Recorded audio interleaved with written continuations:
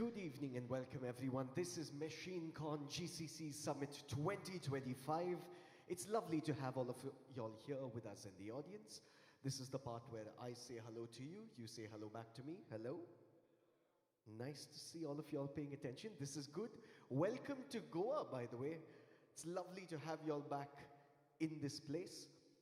Sounds like a little bit of a filter on my mic. If we can take that off, that would be fantastic. Thank you. It's time for us to begin. We hope you're going to have a seamless experience over the next 3 days.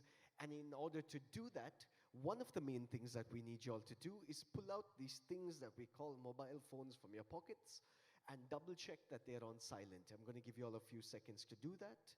Double check that your phones are on silent. Mine was not. This is good. Just giving you a few seconds to do that. In case you have two phones, giving you a few more seconds to do that as well.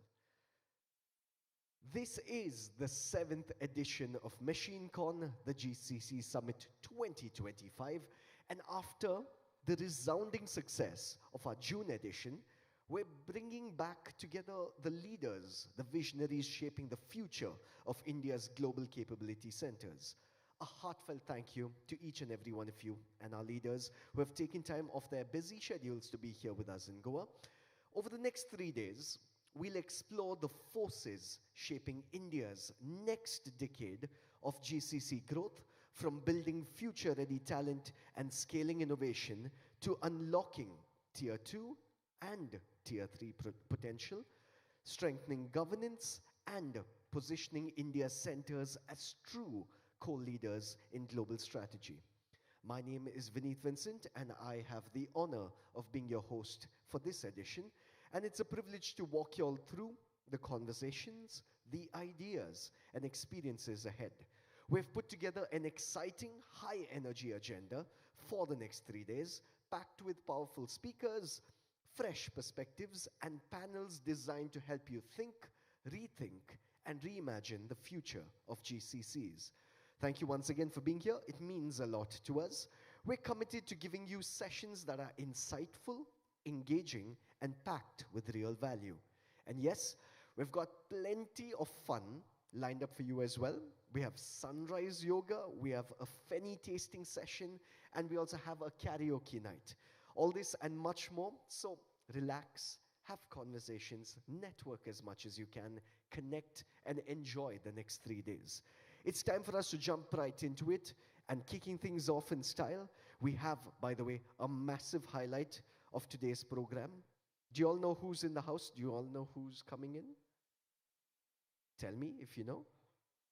Rahul Bose will be in the house, the man who needs no introduction. He will be joining us in a little while. He's an actor, an athlete, a humanitarian, and a voice who challenges how we think about leadership today in a world that needs empathy as much as speed.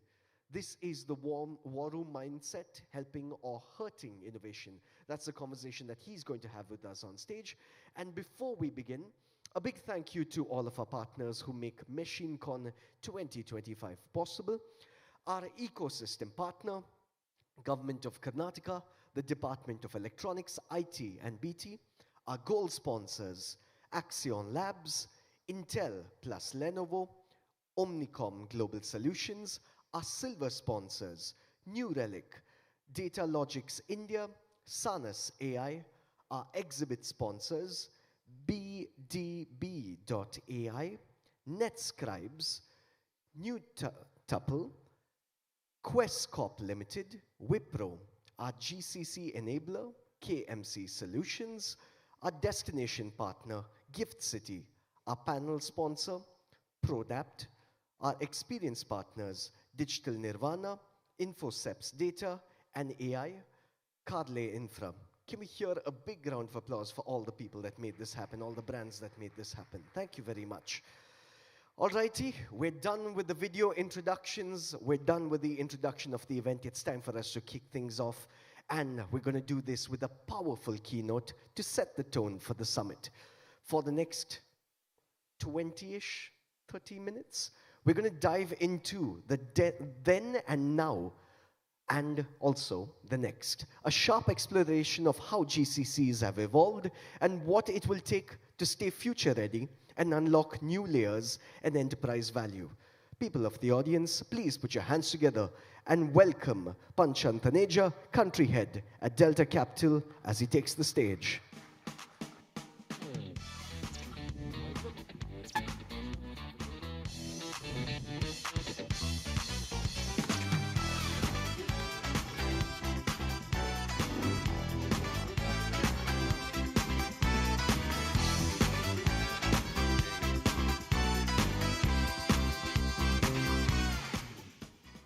Thank you, Vineet. We didn't get the beatbox, so I will not even try on that. So thank you for that. Good afternoon, everyone. Welcome to MachineCon and a very, very balmy Goa. I think if coming from Bangalore, you feel the nip in the air and Goa just soothes you when you land over here. I see some new faces and I see some familiar ones as I had the pleasure of connecting with some of you at the summer edition of MachineCon earlier in the year. A big thank you to Bhaskar and the AIM team for giving me this opportunity to address this audience, this group, who are actively driving change and transformation in the global business landscape. So thank you for being an attentive audience. When I was given the opportunity to do the keynote, I had to come up with a topic that resonated. I started to research, and I figured that whatever I'm going to say is probably already known to this audience. So I hope I am not going to be preaching to the choir, and some of what I say resonates. In the next few slides, I do not intend to reinvent the wheel, rather recount the journey that we've taken so far, and while doing so, assess our current state, probably hazard a guess on the future state, and what lies ahead for us as challenges and opportunities. So let me start with the question, burning questions. What do I do, or what do you do when machines do everything? I think that's the burning question. Will I lose my job to AI? Will the bots do my job? So that's the burning question. But isn't that a reality? The answer lies in how we adapt, innovate, and lead in this era of exponential change. Let me just start with the... So I'm going to go through a few slides talking about the early years, which I kind of say the baby boomer era or the Gen X era. It started back in the 80s and 90s.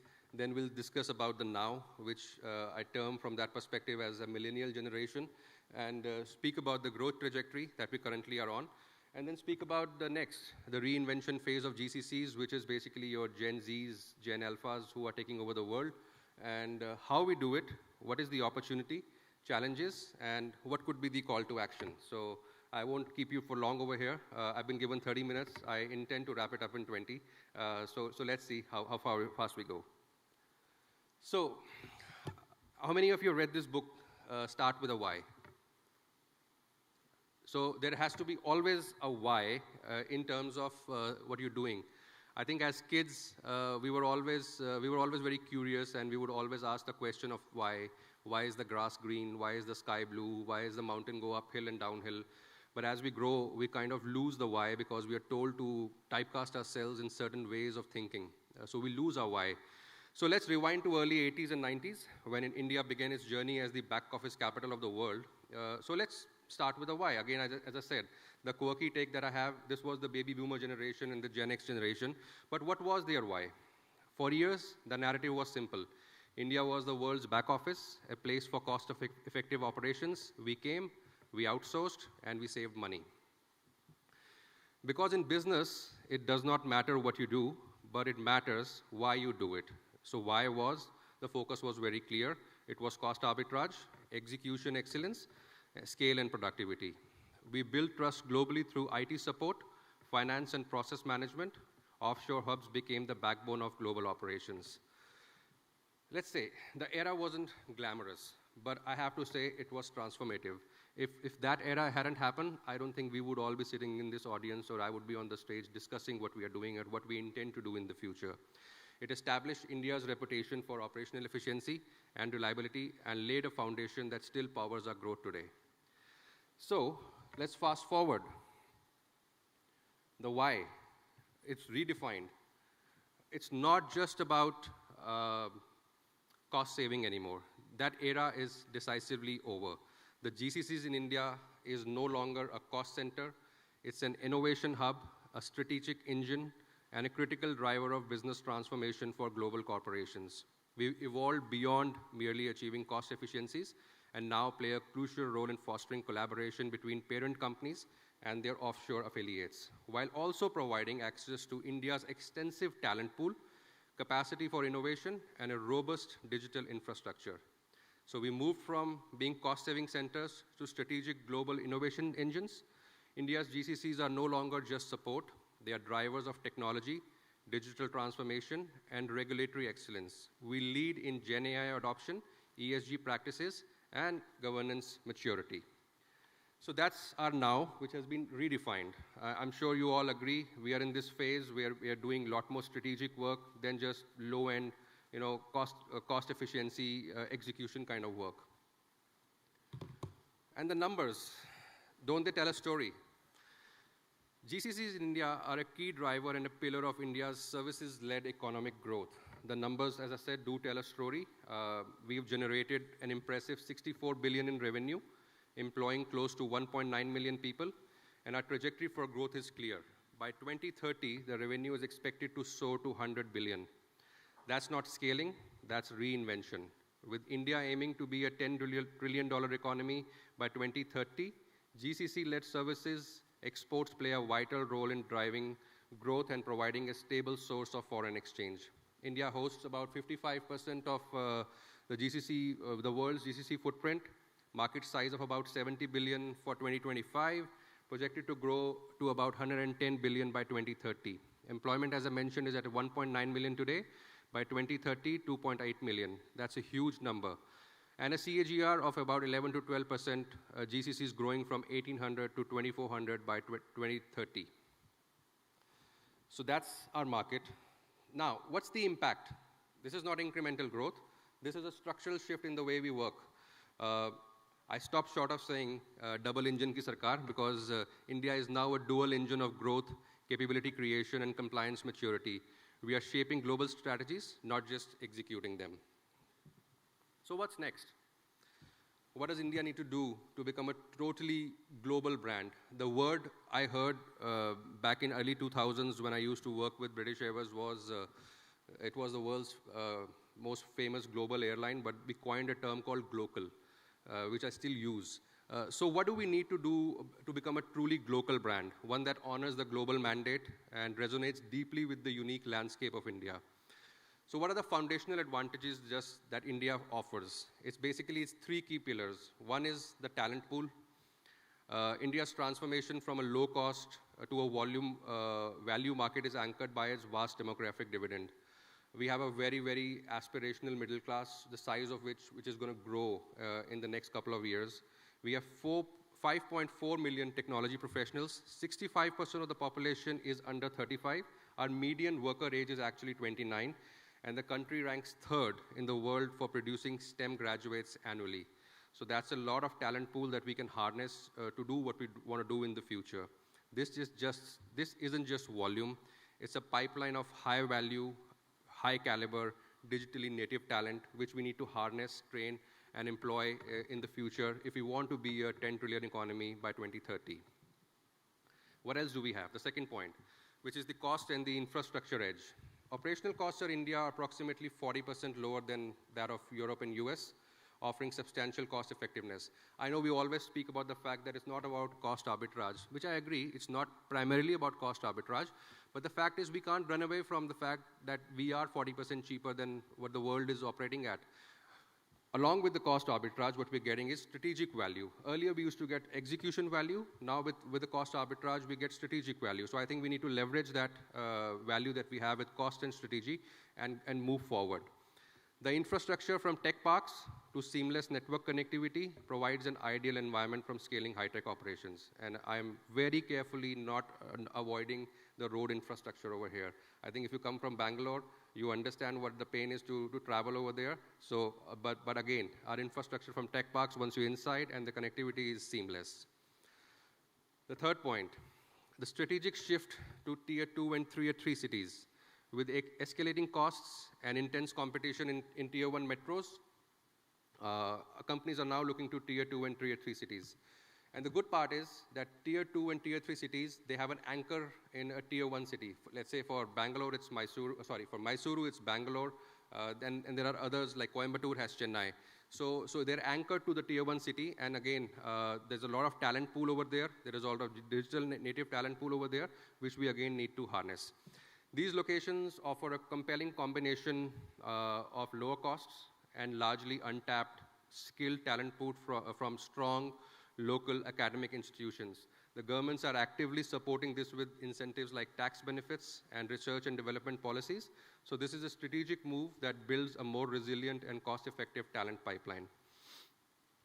I also feel that there are other centers around the world, like the Romanias of the world, the Poland, Philippines, which are all coming up. Our tier 2 and tier 3 cities actually compete for the same value proposition that other centers are offering. So instead of looking outward to other centers or the European economies, India could actually leverage this tier 2, tier 3 and grow further into the heartland of India.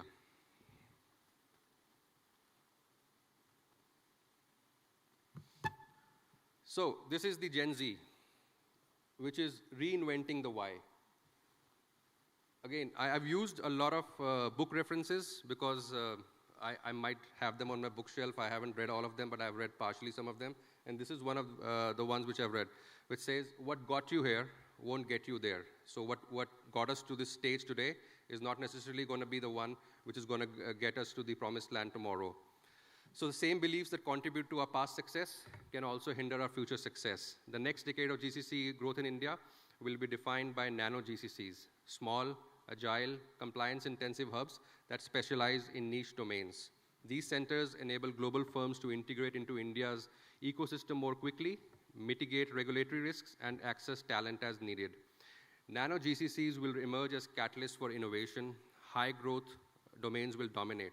And I mentioned some of them: semiconductors and chip design, AI and ML research hubs, biotech and pharma, telecom and 5G ecosystems, and EV systems and automotive AI-driven safety.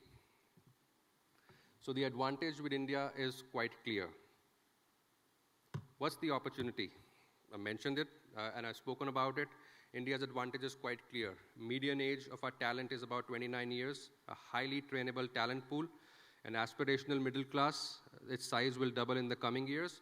Growth in tier 2 and tier 3 cities anchored by tier 1 hubs. A culture of continuous learning and development. The future belongs to the centers that use this cultural depth, not just for service delivery, but to shape customers' journey, user design, and creative strategy for their global brands. India's strong AI ecosystem enables GCCs to engineer predictive, personalized, and ethical digital experiences for their parent brands. The narrative now must shift from what AI can do to how to make brands more humane, intuitive, and trusted. GCCs have become some of India's top employers for tech and digital talent, investing in high-skill roles such as data science, cybersecurity, cloud engineering, automation, product design, and AI research. By communicating a clear, inspiring employee value proposition and fostering leadership visibility, GCCs can convert culture into a competitive advantage. So this is not our moment to lead, not just in technology, but in ethics, governance, and human-centric innovation as well. Along with the opportunity does come a bit of challenge. So what are the challenges we are likely to face? So this is your journey from why to how. So you've answered the why, you've reinvented the why, you've redefined the why, but now how are you going to do it? How do you navigate a dynamic geopolitical landscape? I think we've all been facing that issue of higher act tariffs. Can you use it to your advantage, or is it a deterrent to us? I feel that in this challenge lies an advantage where you need not send talent to other geographies. You could rather have talent over here. And like I mentioned about nano GCCs, they can proliferate and profit from these kind of acts. So in challenges, we should find opportunities. Regulatory hurdles. It's a complex landscape. I come from a banking background, so we are highly regulated. A lot of people I know who worked in healthcare, again, a very highly regulated landscape. So how do we overcome the regulatory hurdles? ethical implementation of AI and new technology. I think people haven't discussed this. They've just gone ahead and started discussing pilots and tools, which probably could cause problems. So building guardrails around ethical use of any new technology, because we're not digitally AI native. We are trying to put a primer on an old wall, and the paint will chip off if the foundations of the wall or the foundations are not clean enough. Then clearly, I think the leadership and talent gaps are the ones which we're going to face in terms of growth. Talent development will continue to be both an opportunity and a challenge. India has vast talent pool, gives its competitive advantage, but the rapid growth of the tech ecosystem also intensifies the war of skills. I think we hire from each other. Our ecosystem is such that we are hiring from each other. We're hiring a lot of lateral talent, but we're not concentrating more on the grad talent. I think that could be a challenge because we need to really start developing learning and development programs or skill development programs, which could really put our grad talent as AI native, and they are the ones who could in future build a narrative of how the future GCCs work. So must prioritize continuous learning, cross-functional training, skill development, and partnering with academia, government bodies, and edtech platforms to find digitally native talent. Retention is emerging as a key blind spot. Only 6% of the leaders treat it as a strategic priority, despite rising compliance-linked responsibilities. So I think if we look at how we could retain our current talent, that would be a great achievement for us. While I used to work with British Airways, there was a saying, our chairman used to say, it is far easier to retain one customer than it is 5 times more difficult to find a new customer. I think with talent, it's the same kind of narrative. It is far easier to retain one than to hire 5 new ones, so that I think we need to focus on retention of our talent. AI adoption is rising, but only 19% of the leaders believe it can meaningfully scale workforce capacity. So human expertise will remain central. Most enterprises are scaling AI before they establish one capability that determines AI effectiveness, that is domain intelligence. So I think we need to work collaboratively in terms of implementing our AI solutions. It might not take our jobs if it is implemented with humane intervention properly. So what's the call to action? The burning question remains, how do we get ahead in the world of AI, algorithms, and bots? The answer lies in my previous sort of words, in upskilling, leadership, design thinking, and accelerating impact. To close, in the end, it doesn't really matter, but that's the song. Sorry, I shouldn't have said that. Everything's going to be all right. So AI, all right. Yes, human expertise will remain central. Machines will do everything. But leadership, creativity, and ethical judgment will define success. In the coming decade, GCCs in India will contribute not just to GDP and employment, but will also help shape a global framework for responsible enterprise leadership. Thus, India's GCC story is one for continuity and transformation, moving from growth to governance, and from scale to sustainability, and from compliance to global confidence. So before I wrap up, I do want to thank TeamLease Digital and SPACFin partners for providing the data I used in this presentation. And with that, I come to the end of my presentation. So thank you for being an attentive audience, and let's make the future happen together. And I hope you enjoyed the rest of the 2.5 days that you have in Goa to the fullest. Thank you. Thank you for being a very attentive audience. Thank you, Mr. Thaneja. If you could stay right there, we are going to turn the lights on for the audience. If you have a question, please put your hand up in the air. We shall have someone come up to you with a microphone. We have someone at the back. Please go ahead with your question. Yeah, I'm Nitin from InfoSeps. Hi. The question is on, you talked about cost arbitrage a bit, but I think also there's a lot of focus on how innovative the GCCs are getting in terms of technology, talent, analytics. So for them to sort of deliver to their rest of the parent companies. So could you just highlight how that progress has been made in India so far? Because that's something which is very prevalent and technology has been sort of growing very fast here. So any highlights there? So could I get the question again? So you spoke about cost arbitrage, and along with that? Along with that, the technology landscape for what GCCs are innovating themselves for in India, because that's the leverage that is potentially very high, right, in the coming years. So how do you sort of balance that? Because I think that is shaping up pretty well for India. See, again, it goes back to my first slide in terms of what's your why? Why do you want to set up your GCC in India? Is it potentially from headcount reduction? You want to create an impact with that? Or do you want to immediately get your technology work get done in India? Although the technology landscape is changing, but the adoption of it is not changing as fast as the landscape itself. When I got to know about AI, I think it was generative AI, now it's agentic AI, and new versions of it are coming up. So you have to anchor yourself to what is your core belief and what is the core things that you want to achieve, and then accordingly draw up your business plans in terms of change. If you keep chasing new technologies and keep changing your goalposts accordingly, I think then you lose your why. I always say the way technology is changing, it's like the dog chasing its own tail. It's very difficult to keep up with it. You have to anchor yourself to the one that you believe is going to drive your future. Hope that answers your question. Sure, absolutely. Thanks. Just pass the mic up front. Thank you. Hi, my name is Vishal Srivastava. I'm from Omnicom Global Solutions. The question to you is, what's your point of view in terms of global leadership coming out of India? Feel like there's a lot of potential in there to impact and drive the strategy and the roadmap, not just building the GCCs here, but actually driving the strategy for the global from India. I think it's promising. Like I said, the baby boomers and the Gen Xers are the ones who are probably sitting in this room right now. We all started in the back office of some organization and have grown through the ranks and are leading our sites or our GCCs.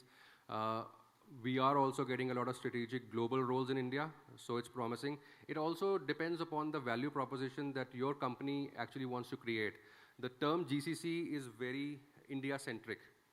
My company views this as Delta Capita London, also UK, and Delta Capita India. So there is no defining line of GCC. What they do in UK, we do over here. So as long as the GCCs understand, the parent companies understand that it's just your organization in a different location, the global roles will happen. If you look at 30 years ago and now, all the institution knowledge actually is housed in India. Processes have come in, all the roles have come in, so the institution knowledge is over here. It's just the application of that and taking up broader leadership roles, and I know people in the audience who are driving global functional roles, who are doing P&L out of India. So although the ratio will be smaller, but I think by 2030, if that's the target we want to take, it'll definitely increase. If I remember the stats correctly, only 15% of the leadership roles currently are in India, predicted to grow by double by 2030. So the change will be slow. It'll not be as impactful as you're getting low-end work over here, but I think it'll happen. It's a slow cycle, but it'll churn itself. Thank you. You're welcome. A question up in the middle. Could you put your hand up again, sir? Thank you very much.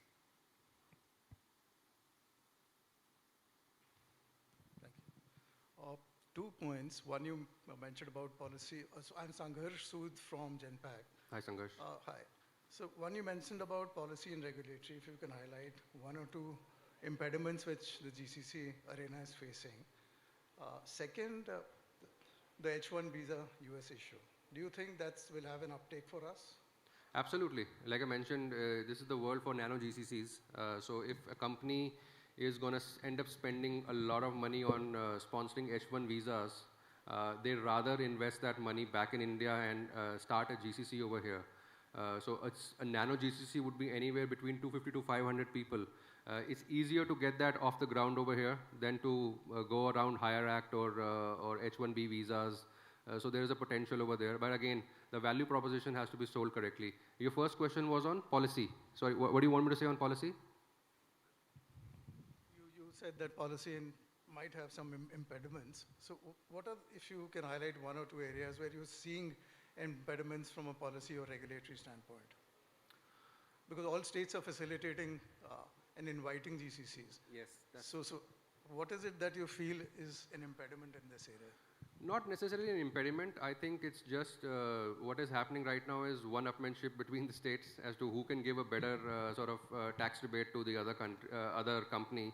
So I don't see it as an impediment. I see the regulatory framework, challenging regulatory framework as an impediment, but that's also harmonizing right now. If you see with the UK FTA that we've signed, there's a harmonization of GDPR and DPDP. DPDP came into effect, I think, 2-3 weeks ago. So if that happens, then the data flow and the holding of the data in India locations will become easier. Right now, you can't hold data in India. You have to hold it in offshore. So if harmonization of GDPR and DPDP happens, then you can have data centers out of India that will help us get more work in India rather than relying on what is being done out of there. We have a gentleman at the back. Can we have the mic move towards the back, please? Thank you. Anyone else with a question so we can get a mic quickly to you as well? There's one over there on the right. Sure. Yeah, I'm Krishnamurthy from Expo India. Quickly, I want to comment on the policy impediment, and it's regarding the transfer price margin for the advanced pricing agreement. We are trying for the last 2.5 years for the renewal, third renewal, and still it is not coming up. And when we inquire, hey, you are only 2.5 years you are waiting. There is a 3 years, 4 years back also companies are still waiting. This is the answer from the CBDT, Central Taxation. So because this is the GCC, everyone here in this room is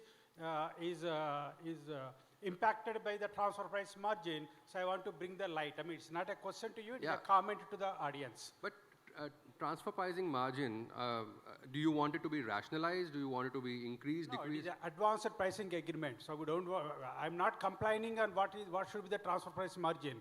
But when we apply for APA, the file is pending for more than 2.5 years, without without even giving the first quote of what the government wants to tax it. And this is the third renewal for us. It is not as if we are entering first time.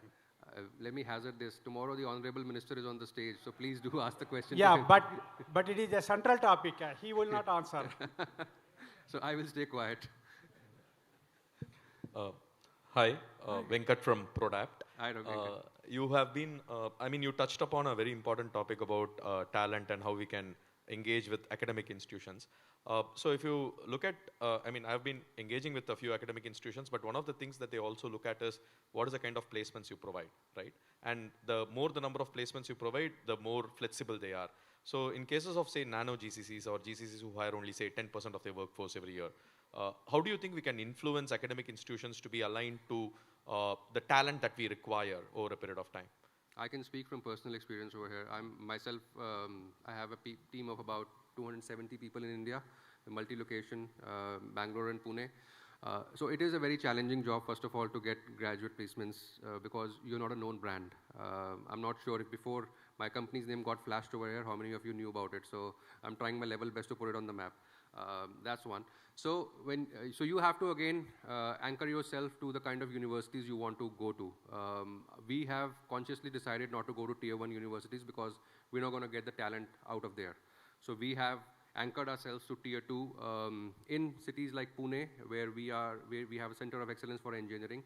And in terms of my personal take on this is, if a grad talent can give you anywhere between 18 to 30 months, I think you've got your return on investment from there. I cannot begrudge them if they have an aspirational to work for a bigger bank or a bigger organization. I did the same. I had the aspiration, so you cannot begrudge your talent to do the same. So if your grad talent can give you 18 months to 3 years, 30 months, I think you've got your return on investment, and the cycle will churn itself out. Once you establish your name, people will come to you for that internship into grad experience to lay the foundations of a very strong engineer and then move on. So you have to bite the bullet and say that your talent will not stick with you for your lifetime, and they're probably here for a short term. Great, thank you. You're welcome. We have time for one last question, just in case anyone has a question. Hello. One more. Yeah, hi. I'm Sandeep from Alpha Wave Semi. I'm from a little different industry, but I wanted to ask you just what is the role of industry organizations in taking this forward? So like in the semiconductor industry, the industry organizations play a very big part, but I don't know much about finance or on the software industry. We do have industry organizations like NASSCOM. I'm sure you heard of them. So it is, we rely on them to kind of progress our agenda from what GCCs are doing. I don't think the challenge is locally in India in terms of promoting the GCC in India, because every state, every government is trying its best to get the best ones into their territory. The challenge is more in terms of how do you make your region or your head office understand your value proposition. Because like I said, GCCs are just a very known brand in India, and some new ones are still not sure whether this is the right thing for them to do. Industries could help us, NASSCOM could help us generate that value proposition in offshore to say that India is more strategic, it's cost effective and strategic, so you can be rest assured in sending the work over there. I don't think the challenge lies in India, challenge lies offshore in terms of understanding our value proposition. Are we good? Those were the questions. Anyone else? Just looking around? Take that as a no. Can we have a big round of applause for the fantastic conversation on stage? Thank you very much, Mr. Thaneja. Appreciate it. Like you opened and said, we haven't had any beatboxing. I think we should get into that very quickly. How many of you have seen me perform on this stage or before? You have 1, 2, 3, 4, 5, 6, 7, 8, 9, 10. Okay, quite a few of you all. How many of you have not seen me perform on this stage before? Hands up in the air. Okay, that's the majority of you all. As the gentleman said, I do a little bit of a beatbox. Can I show you a little bit of a beatbox? Would that be okay? For the one person that said yes, thank you very much, sir. My ego is satisfied. Okay, before I beatbox for y'all, I'm just going to offer y'all a slightly different approach on things. When we were brought up as little kids, which was a long time ago, we were taught to do things in a certain way, and we were asked to not do things in a certain way. For example, when I was a little kid, I used to go all the time, and like spit used to fly everywhere, and my mom used to be like, stop doing that sound. And the cool thing is, I didn't stop doing that sound. And over a period of time, I picked up a mic, and I started doing these stupid noises on the mic. So that simple that I did, can you all do it very quickly? Just go, you know, like you're riding a little scooter all over the place. Yeah, we all did this as little kids. I didn't stop doing this sound, and when you practice it on the mic, it starts sounding like this. It goes, and it's a very cool beatbox sound. And when you hold the mic correctly, it goes, and then you can add things to it. You can go, people of the audience, this is MachineCon. My name is Vineet Vincent, and this is a beatbox.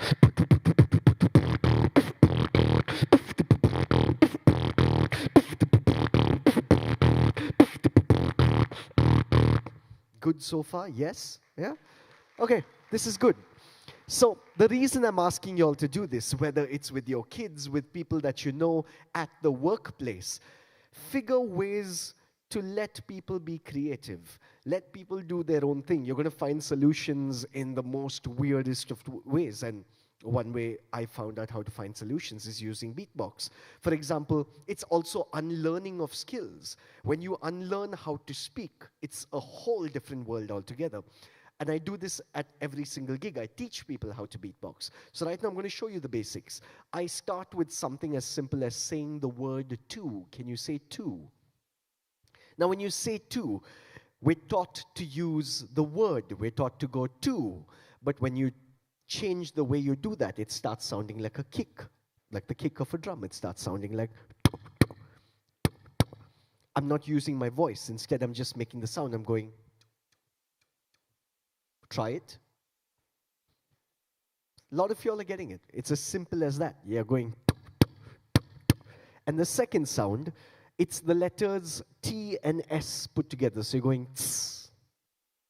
Yeah, or T-S-S-S-S-S would be tss. Yeah, and many S's after that will be tss. Now when you go T-S, T-S twice, you go tss, tss. Yeah? Now the third sound is the snare in the middle. You get it by clicking. You go click. Lots of practice with that one, I see. Very nice. What was sound number one? The word to. You went. which is the kick on the floor.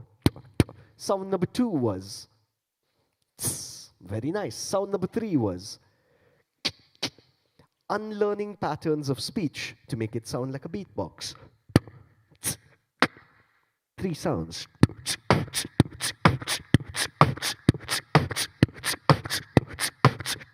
And that's how I learned how to beatbox, using words, sounds, and syllables. I also use words. For example, I say beatbox. Can you all say beatbox?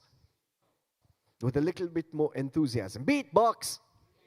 Very nice. Now stress on the burr, and you go beatbox.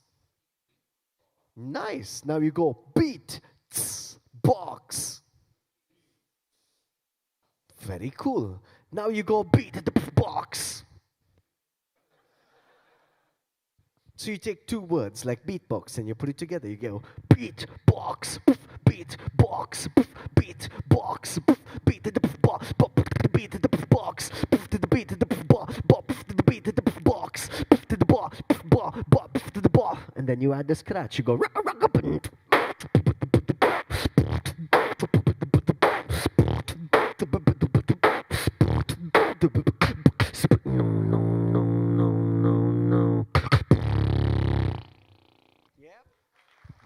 Thank you.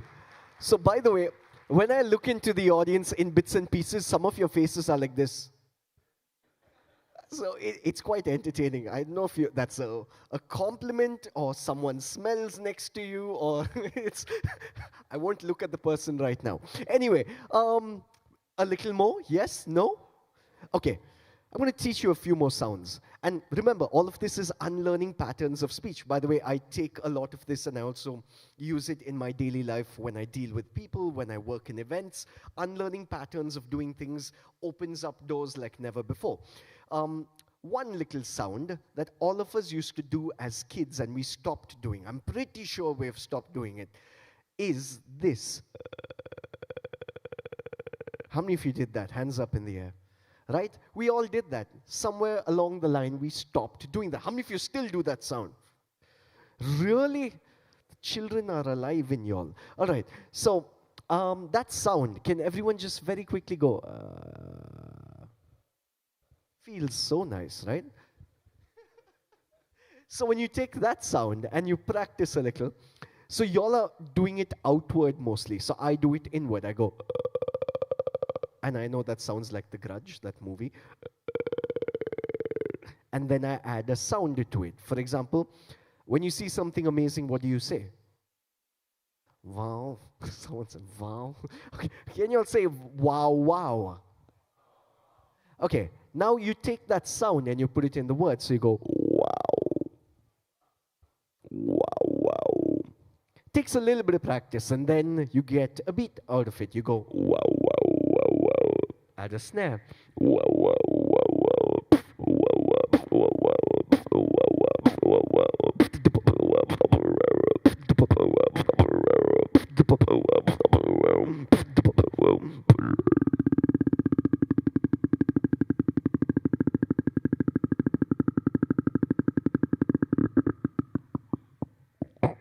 Yeah. We have a little bit of time, so one more sound, yes, before I scoot. Okay? No? Yeah, okay. Hit the lowest note you can. The lowest note you can hit. Go, Now go lower, go, Okay, when you hit those low notes, you're basically closing your mouth now. So the sound comes out through your nose. You're going, Very good. This is great so far. Okay, now what you have to do after that is squish your throat together. So you're stressing a little, you're stressing your throat a little, but your mouth is closed. And the sound sounds like this.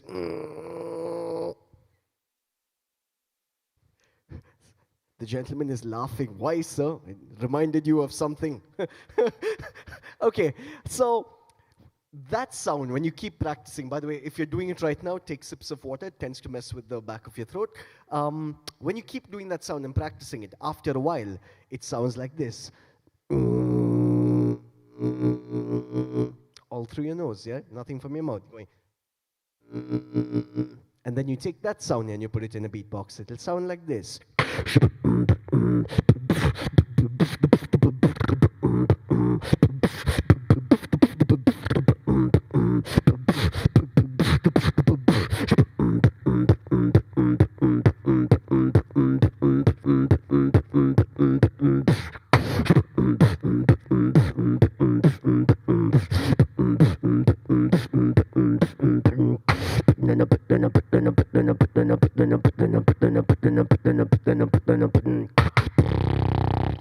Yep. Thank you very much. Thank you very much. All righty. The next thing we're going to do right now is we're going to play a little game. And the last time as well, we did play this game, and a majority of y'all wanted to continue playing it. Unfortunately, we could not. This is a way we get to know you, by the way. So can we have the lights on in the audience, if possible? The lights on in the audience. And so, how many of you have played 20 questions in the past? How many of you have played 20 questions, yeah? How many of you played it here with me earlier this year? Okay, a few of y'all. And there were lots of people fighting to get to the front and actually guess. So what we're going to do this time is we're going to take a few volunteers from the audience. Let's say we have time for about 3 volunteers from the audience. I'm going to tell you what's going to happen. You're going to step up from your table, come to the front, introduce yourself, and I'm going to give you a sheet of paper. The people in the audience would have picked out the name of someone, and you have to figure out who that someone is by asking a set of questions. It's as simple as that. Can we have volunteers put up their hand? Yes, the lady at the back. Can we have 2 more, please? The gentleman all the way at the back, and 1 more. Yes, the gentleman there with the glasses. Fantastic. Now, while you make your way to the front and stand right on stage there, could you put your hands together for them while they make their way to the stage? Gentlemen, come up to the stage as well. I don't know why he's giving you the mic. He's very confused, but it's fine. You can come up on stage, please, yeah? The people of the audience, what you have to do right now is if you have an idea of someone who's interesting, it has to be like a public personality, someone that they might know. Not too easy, not too difficult at the same time. Put your hand up. I'll come and give you this paper. The gentleman here. Okay, I'm going to give out a few. Could you just pass this down there if you don't mind? Yes, I will give you all a few sheets of paper. Take that. If you don't mind, just pass it around. Anyone else? There you go. Okay, I think there should be enough. No, take one. We'll pick the best ones. Do you want one? Take one. Yeah, but you have to write the name like really big across, not like that. Try and write it across. Okay, actually, that's fine. No, it has to be massive, like huge. It has to be huge. And give me the options once you are done. Yes, madam. Pleasure. Take one. We shall stop with the paper giving. Who is this? It's a known figure? Do you all know this? Do you know this? Do you know this person? You do? I've not heard of this before, so okay, we'll give this a shot. Before much, I'm not that young, sir. Okay.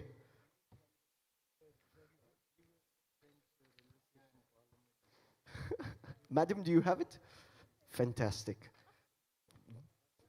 Very nice. I hope you haven't shown it to them. That's nice. Thank you very much. Did you see that by any chance? No? You kind of saw that, didn't you?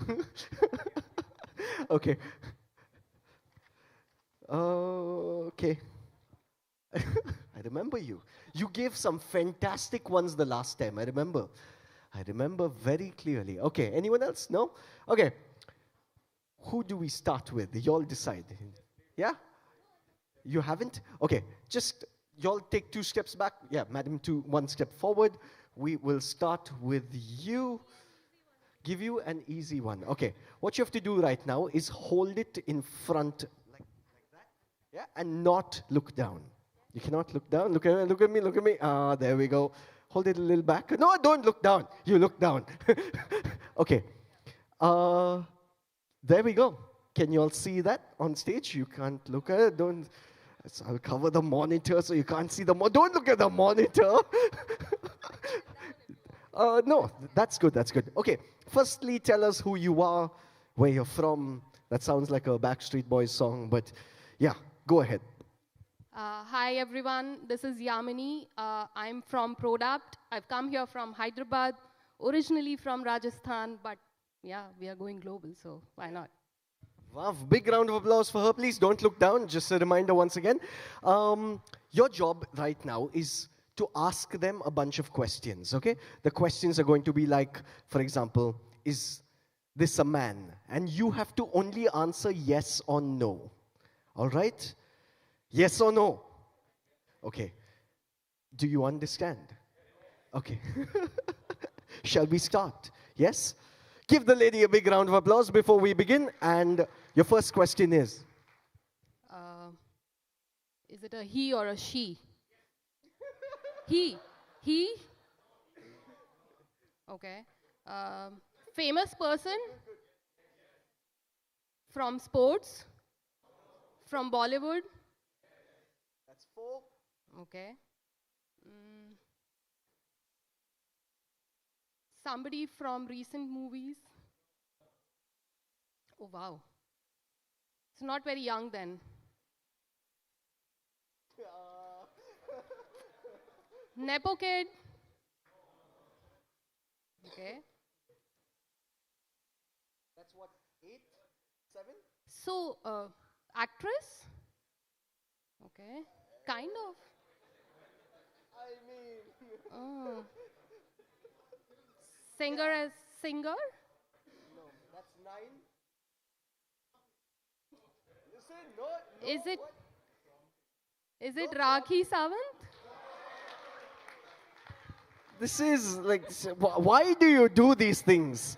This is like that kid in class that, you know, the teacher's asking questions. I know the answer. I will tell you that. Well done. Clap for her. Do you want to do one more before you leave? One more? Yes? We'll give her one more without a prompt from the gentleman in the front, please. Thank you very much.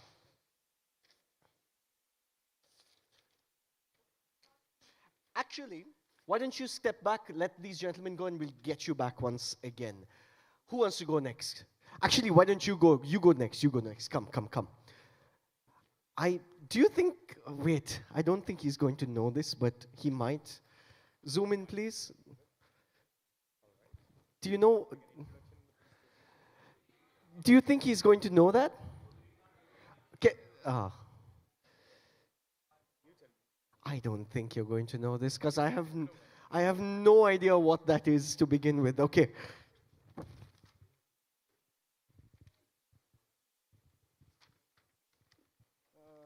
Yeah. There we go. Y'all can see, y'all can read, yes? Fantastic. Okay. 20 questions, you know the rules. Introduce yourself first and then go. All right, I will. Thank you so much. My name is Aniket. I am from Product again. Coming from Pune over here. I see a lot of people here coming here from Pune as well. Born and brought up in Maharashtra. We are an IT servicing and consulting firm. So nice to be here and so nice to meet you all over here. I hope we get this. Go.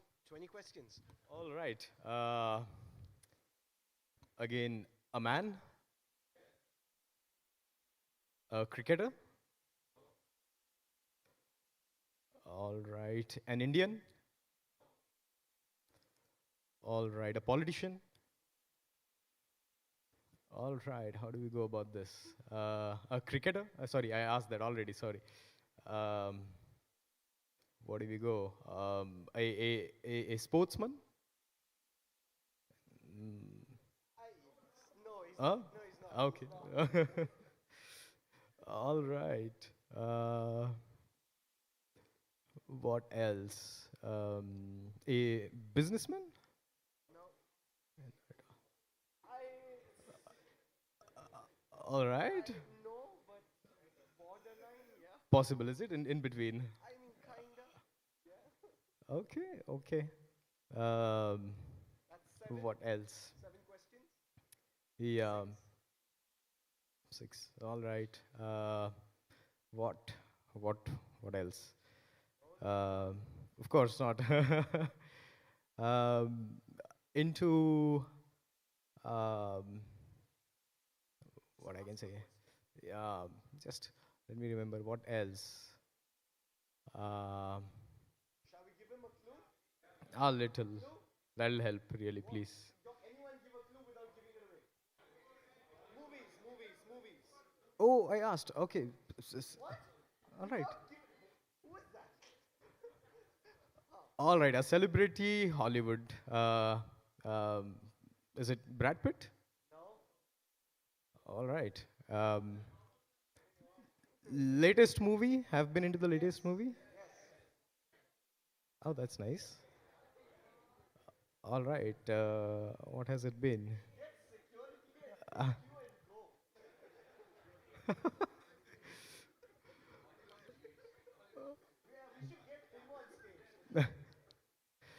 All right.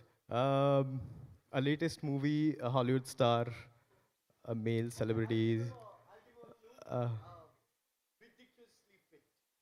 Ridiculously fit. Oh, Matt Hardy. All right. But not in Hollywood, though, right? Not in Hollywood, though. Hollywood. Yeah. Um, everybody. Who else? Matthew McConaughey. No. Uh, One more clue. Stunts. oh, Tom Cruise. Well done. All right, that took a while though. Give him a bigger round of applause. By the way, you don't have to do this later on, but this is the way you have conversations, okay, with people. Go ask them their favorite thing, ask them what movies they like. Don't keep it all about work. You might make a nice friend or two. Let's give this man something easy or difficult. You decide. Audience. Easy. Okay, easy it is. Can you all step forward so that we can also set up the stage? Can I ask the stage hands to set up the stage? There you go. Right there. Hold on to that. Yeah, right there. Yeah, okay. Hi, my name is Bhaskar Sagar. I'm coming from Gujarat.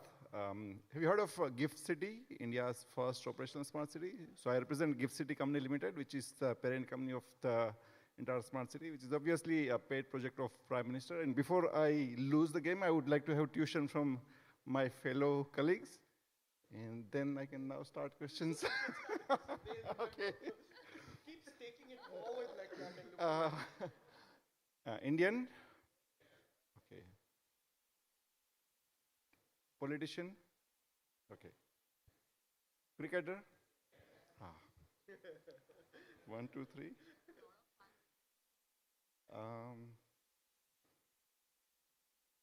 Recent one? Current? No? Okay. Captain? Kabaddi captain.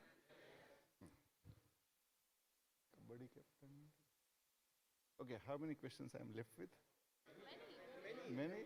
This is not a question, don't count. 16. Okay, 16, okay. Virat Kohli? No. MS Dhoni? Done. Thank you. Y'all asked for an easy one, you get an easy one. Okay, come up next. Come. Oh, who wants to go? You want to go? Yeah? It's in the middle. She's asking, is it easy or difficult? 20 questions starts now. Bollywood? Actress? Actor? New age actor? Okay. 90s actor? One of the Khans? That's 6.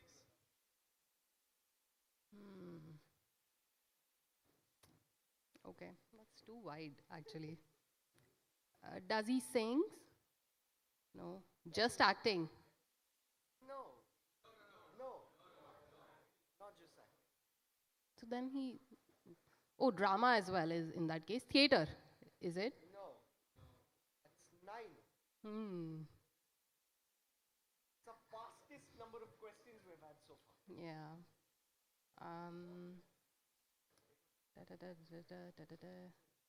Has been in the recent movies? Okay. Nepo kid. uh, very famous star. Very famous. Famous. 13.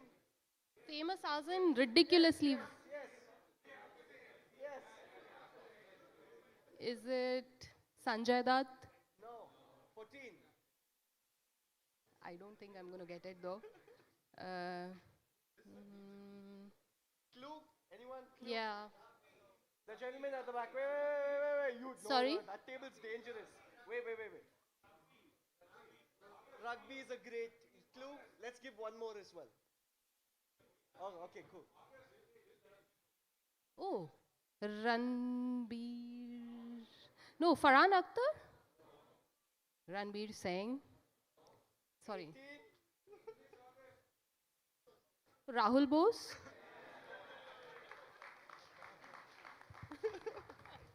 Well done. Shall we do one more before we move on? Yes? One more? Fantastic. We have a panel that's coming up, the first panel. It's quite a cool one, so stick around for that. Easy or difficult? You all choose. Difficult. So I'm going to give this to that gentleman. Come forward, sir. Since you got it so easily before, I honestly don't even know what this is. Yeah, there you go. I have no idea. It's your family's problem. He's like, how? No, it's okay. You can hold on to that. Because I think the people in the audience might Google it or something. Okay. Go ahead. Fine. Okay, I will hold it for you. Actually, we are running with a short of time. It's okay if I lose, but then let me ask you quick questions. Okay, go on. Okay. Questions. Okay. Indian? No? Asian? अभी tariff लगे थे. US? I don't even know what this is. Like, I have no Okay. idea what this is. Is it a human? Okay.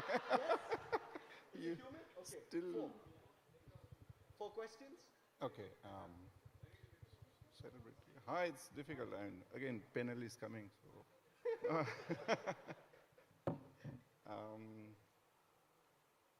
What next? In business tycoon or from industry? No? Sports? She's saying yes? No sports? Sports? Okay.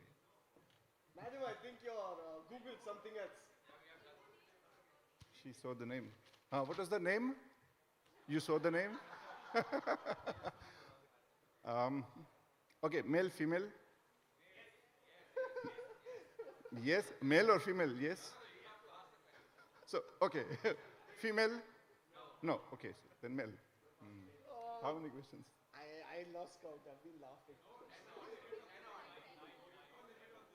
9. There is no limit. I understand there is no limit to this.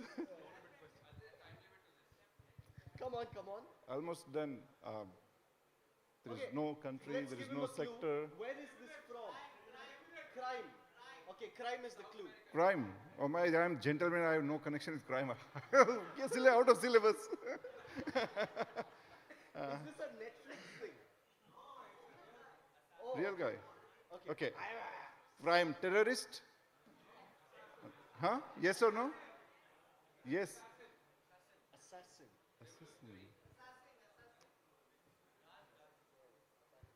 Crime, assassin. Okay. Alive?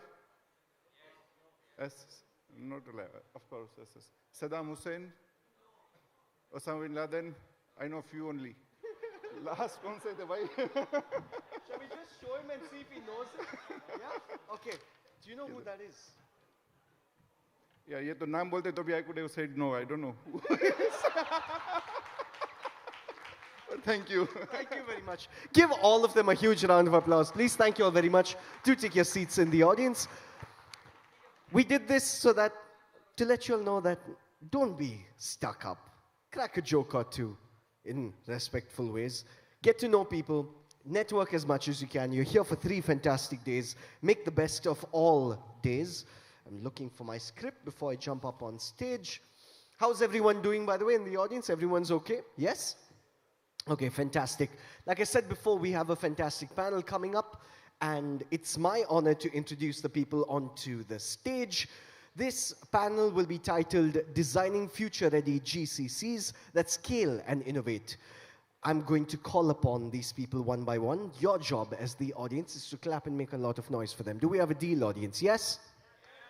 Can you all just clap just to feel good? And yeah, thank you very much. All right, the first person coming up on stage is the India site leader, Rakshul. Please welcome onto the stage, Sujit Kulkarni.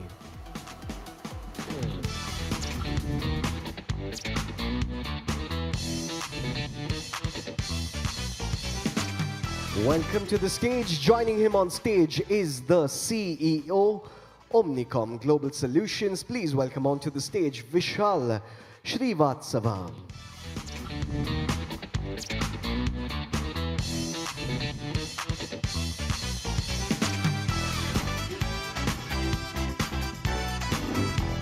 Welcome, gentlemen. 2 down, 2 to go. Please welcome the EVP and head of FIS India and Philippines FIS Global, Ram Kumar Narayanan.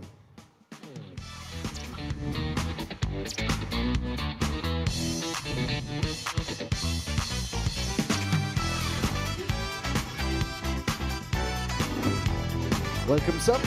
Joining them on stage is the Managing Director, Bristol Myers Squibb India. Please welcome Mohit Dingraj. My apologies, Dingra. My apologies, sir. Dingra, Mohit Dingra. And the person having the honor of joining all of them on stage, please welcome the VP and Head Enterprise AI Solutions at Prodapt, Venkatachalam Ramakrishnan. Please welcome him to the stage with a big round of applause. Mr. Venkatachalam, you have the honor of this conversation. People of the audience, a big round of applause to everyone on stage.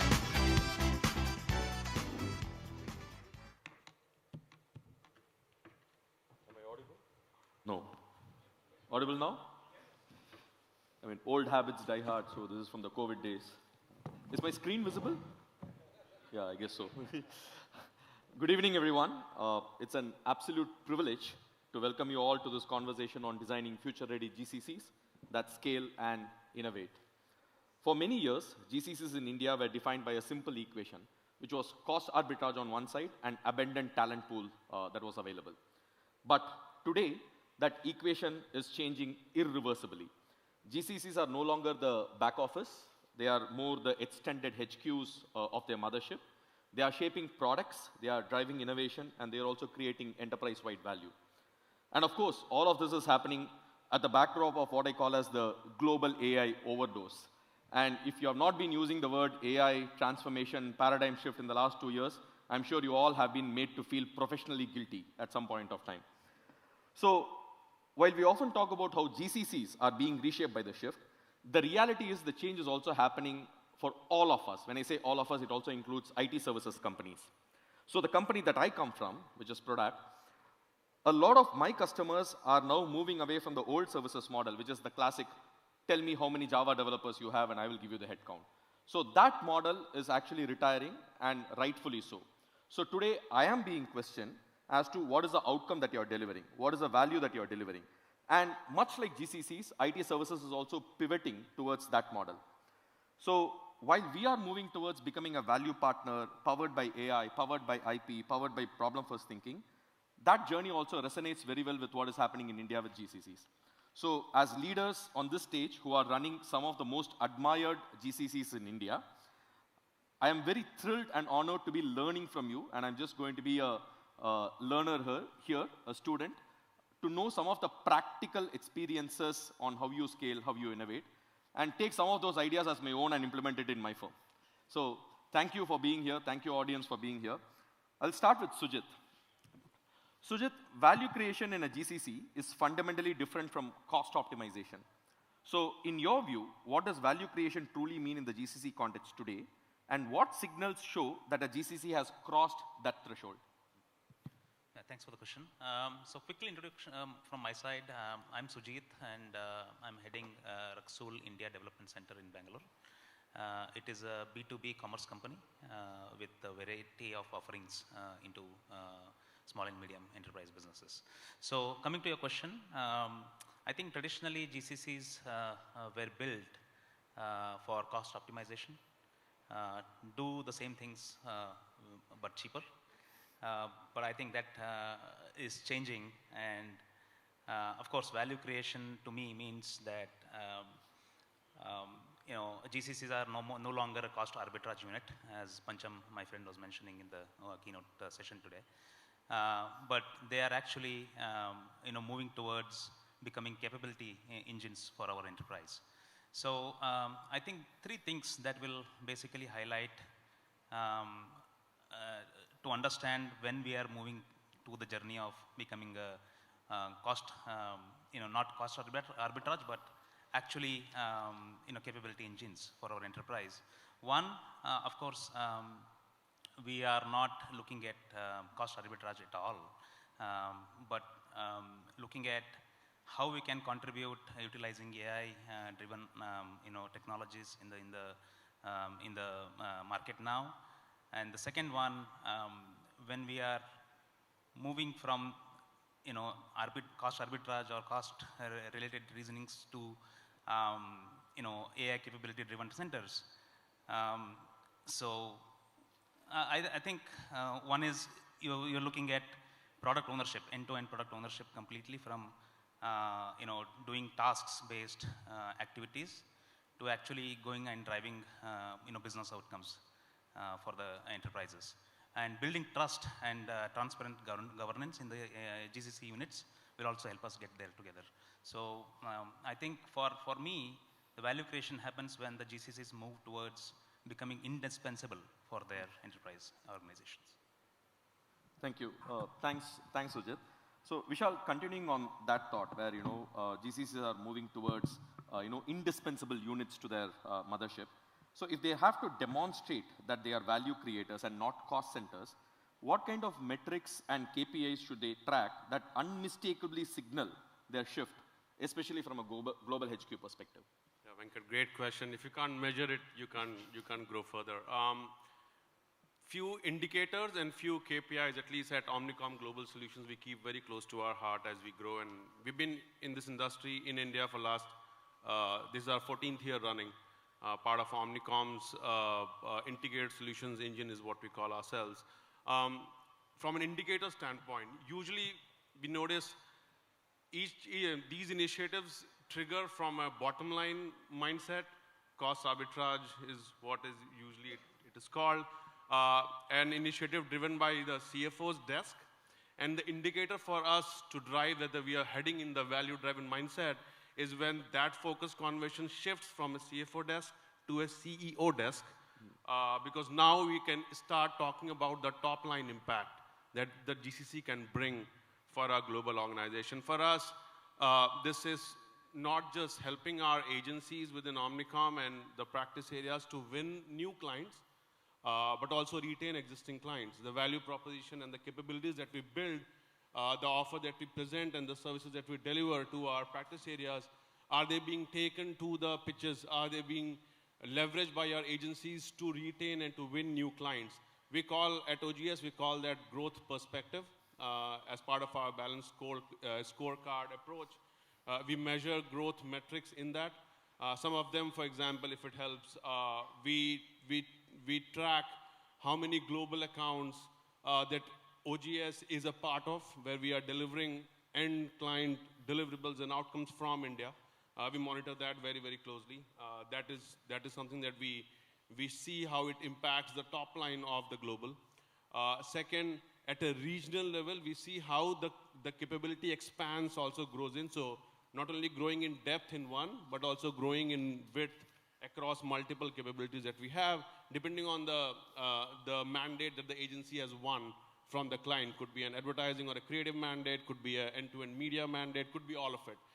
So we track that very, very closely, how these capabilities are expanding in width or are going in depth in terms of how they leverage us, not from the lower funnel work perspective, but also going up the value chain and driving greater value all the way to interacting with the clients from India and delivering outcome. So these are some of the metrics and KPIs that we track very, very closely, and we call it growth perspective. That helps. Cool. Thank you. Thanks, Vishal. Actually, that's a very interesting view. So we are seeing GCCs move from cost optimization or cost takeout centers to cost neutral centers to what you're now saying as revenue producing or revenue generating centers.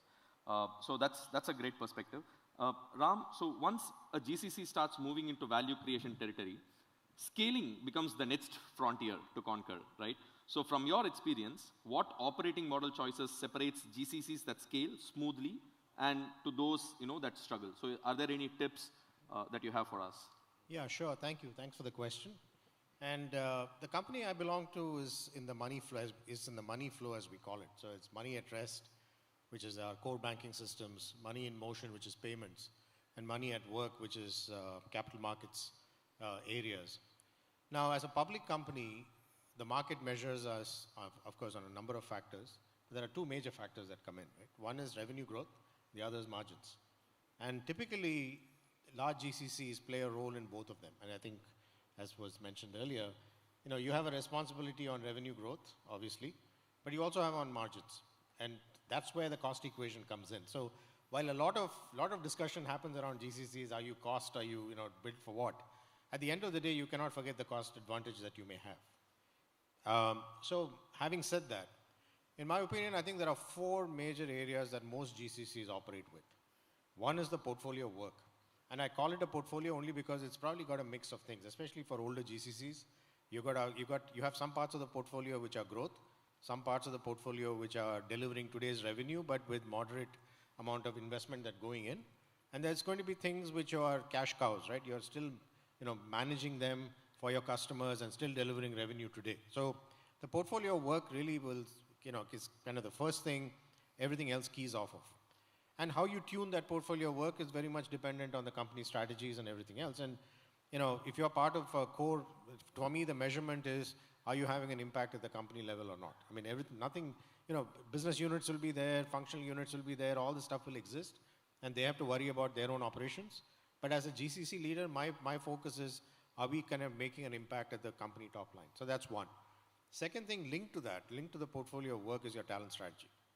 Because a lot of times you hear this dialogue of you want to go out and hire the best people in the market, but what does best mean? It's, to me, it's much more of appropriate talent that you want to have in alignment with the portfolio of work. So that's the second area where you need to start tuning it. And it's not static, right? Your portfolio is going to shift, which means your talent strategy needs to be aligned with it and flexible enough and adaptable enough and resilient enough that it doesn't break down, the first time there is some kind of perturbation in the system.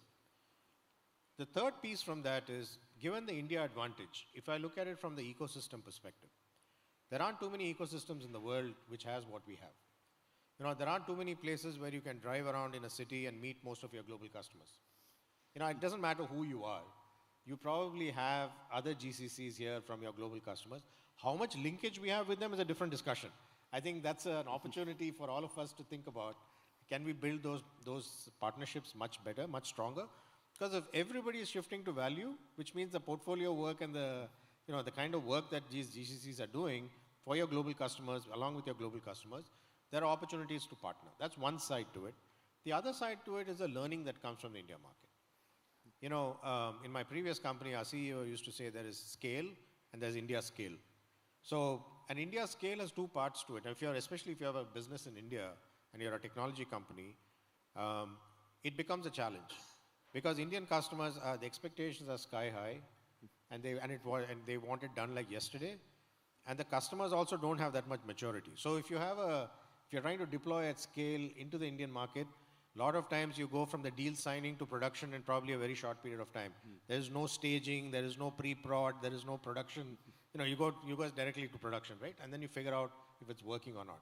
So it hardens you, it builds resilience in your system, and etc. And then, of course, you have the startup ecosystem, and etc., and the other pieces around it.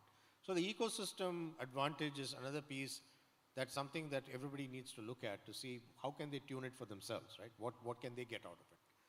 And then the fourth piece is governance and compliance. If we are a regulated entity, many other regulated entities, and even if you're not a regulated entity, just making sure that you're, conforming to things and keeping an eye on how things are changing and adapting to it is one part. The other one on the more positive side is employee value proposition. your policies, how you tune it for your market, how do you actually make it a great place to work, right? I mean, many companies go through a measurement process of defining great place to work. So I think the governance and compliance of how you manage your site becomes very critical. And if you do all of these four well, relatively well, you'll have a good GCC, right? Thank you. Thanks, Ram. In fact, a couple of things that really resonates with me is on the talent strategy and also the fact that sometimes production environment becomes our development environment also, right? So, Mohit, for you, right? One trend I'm seeing with the enterprises, at least I work with from a services provider perspective, is how the definition of success itself has evolved over a period of time. So, for companies like me, success is no longer measured as a project delivery done, but rather, outcome-based, KPI-driven, and some of my deals are also structured around shared impact and IP co-creation, right? So, my question is from a Fortune 500 enterprise perspective that you run, what does success look like to you when it comes to the evolution of GCCs? And what do global stakeholders expect GCCs to do differently today when compared to a few years ago? Sure. Firstly, thank you for having me and thanks for the question. Just a quick introduction. Bristol Myers Squibb is a 170-year-old company.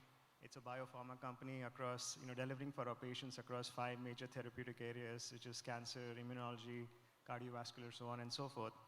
So there are two parts to the question is, if you really look at what the modern GCCs are looking for, of course, everything all the panelists talked about is it always starts with some kind of a business case, right? There's always some kind of a cost arbitrage play to it.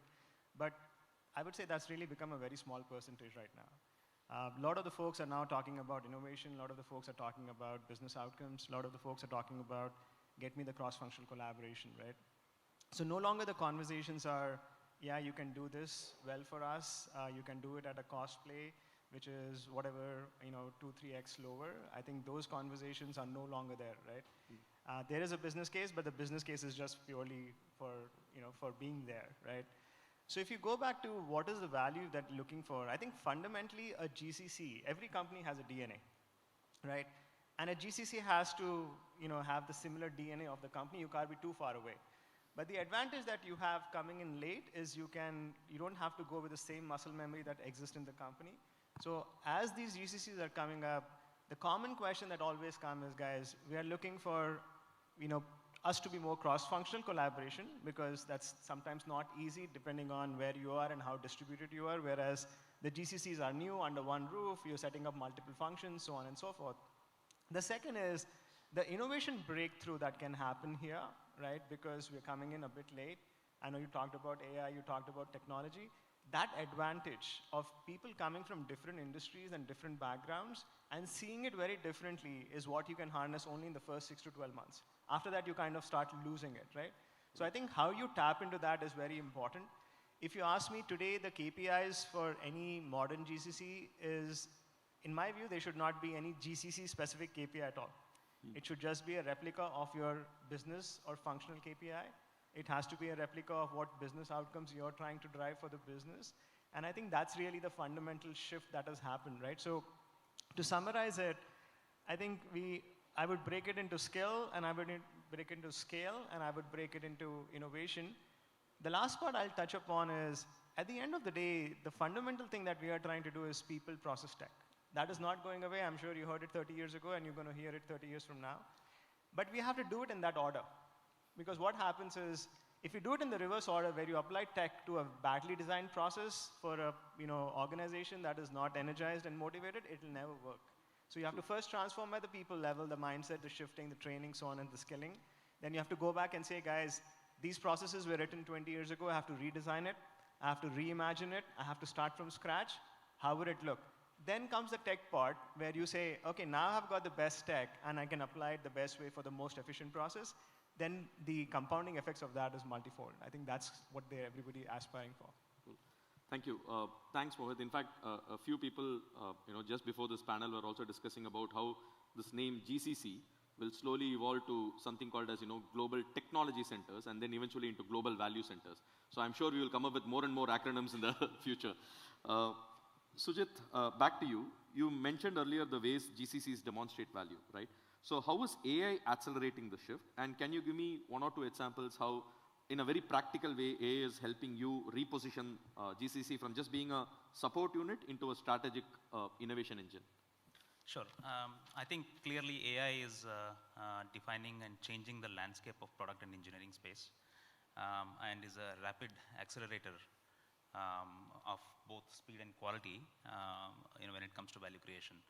So when the teams start becoming AI native, I think they just not only be the support arm of the GCC organizations, but also become core capability engines for the enterprise. So I think two practical examples that I can think of is one is being AI-driven engineering, where in my opinion, AI native is nothing but someone who can actually adopt to the different AI solutions that are already available in the market instead of reinventing the wheel, but utilizing that in enterprise applications and see how we can drive the value from there.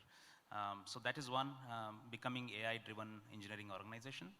And the other one is redefining the workflows using AI. So it could be using Cursor or Devin AI to basically code very quickly using AI solutions that are there and accelerate the time to market. So I think these two are the reasons for me. Cool, thank you. Thanks, Sujit. So before I get into the next question, Vishal, so you spoke about getting AI native people, and Ram spoke about talent strategy. Mohit spoke about transforming people first before technology and processes, etc. So the topic of talent is very, very close to my heart because I also run talent strategy at Product. So earlier we used to speak about I-shaped employees, T-shaped employees, pie-shaped employees, comb-shaped employees, etc. So today we are talking about cross-skilled, multi-skilled employees, right? And this half-life of knowledge in technology is also coming down from earlier 10 years to 5 years to 3 years now. What's also very interesting is 3 days back, Analytics India magazine, AIM, had an article about a new role called forward deployed engineers, right? So 3 years back, we wouldn't have heard that role name. 5 years back, we wouldn't have heard somebody called a vector DB specialist or an embedding specialist or a prompt engineer. So my question to you, Vishal, is reshaping of talent models everywhere, especially in this AI world, and as someone who works very deeply with global creative and tech talent, how do you see AI changing the talent landscape for GCCs?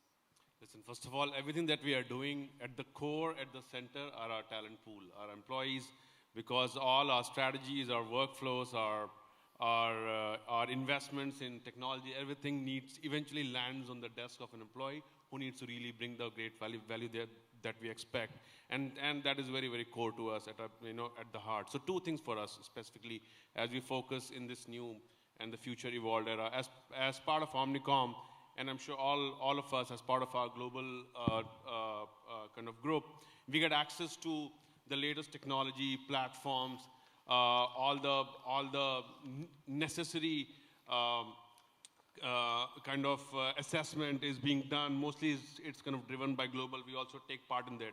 So that's where I feel like we are very privileged from that standpoint. We get access to all of these. The important question for us as leaders is how do we make sure all of that is with our employees effectively being used in the most prominent way, where the work product that comes out of our talent is what speaks to what we are trying to deliver for the future. This is where the way we kind of approach it is calling it as talent plus. Plus is where all of these efforts come to play. We have seen AI evolving what a talent can bring to the table. For example, when we talk about creative, when earlier creative was most seen as someone who is coming up with new design or best design ideas, today it has now become us bring up the ideas but quickly bring it to production as well. We're calling it creative technologists. So the blend of technology into creative is what we are seeing as something evolving. Same in the world of media. The planning, the whole end-to-end media planning and execution process has now a great infusion of technology into it. The greater kind of evolution for us is how do we integrate all of it together, right? For us as Omnicom, given we are in marketing and sales domain, making sure the entire marketing workflow comes out as an integrated work product, not as a siloed media practitioner, creative practitioner, data practitioner, but everyone gets access to through the technology and the platform and the tools, gets to leverage all of these in infusing into the work product and things beyond what probably their job description was telling them a year back. So that's where we see kind of the role or the jobs of people evolving. The second important aspect is, I feel like it's on us to be able to kill this sense of distraction within our employees, that AI is here to take anything away from them. And I think that's where we do a lot of sessions with our employees, where we drive this sense of expanding job roles, not really delimiting or taking anything away from that. I think when that kind of cloud surrounds them, their effort towards exploring Gen AI and all the technology gets limited, and what we have feel. So it's very important that we kind of make effort in taking that cloud away, giving them the best tech and platforms, and helping them see the evolution that we are anyways expecting as an industry to do. Great. Thank you. Thanks, Vishal. In fact, creative technologists is a new term that I'm hearing. It's almost like left and right brain are coming together very seamlessly. Ram, when we talk about AI at scale, operating models, which you anyway touched upon a little bit, what changes do GCCs need to make in governance, architecture, as well as cross-functional collaboration to truly embed AI into the fabric of the enterprise? Yeah, I think there are a couple of things. One is a lot of the focus, I think the earlier colleagues here talked about this. A lot of initial focus on AI was around efficiency. I'm not saying efficiency is not important. It probably is. But I think the real value for something like artificial intelligence, beyond the technology element of it, will come from workflow changes in the context of the customer. And in that sense, really kind of reframing workflows rather than, the workflow in an automation sense was really, it was still very much mimicking the structure of an organization where it went from one, the old days would have been somebody carrying a file to another table, it went through automation, right? But I think if you fundamentally think about workflow reimagination, if you may, the centers, the large centers, or at least medium-sized centers in what we call GCCs, have an advantage which I don't know if we are tapping into yet. And the advantage is you have front office, back office, mid office, a lot of various types of teams which are situated in a center, in a GCC, just because it grown, especially the older ones, right? Because they grew over a period of time, and everybody wanted a cost advantage in every function of the company, so they started growing teams in these locations. If you dissolve boundaries across the various silos that exist within any organization, that's when some of the creativity on the workflow reimagination can potentially come from. So I think from a GCC perspective, that's one of the big opportunities is, how do you then create an environment? And that, to Mohit's point earlier, it starts with change of mindset.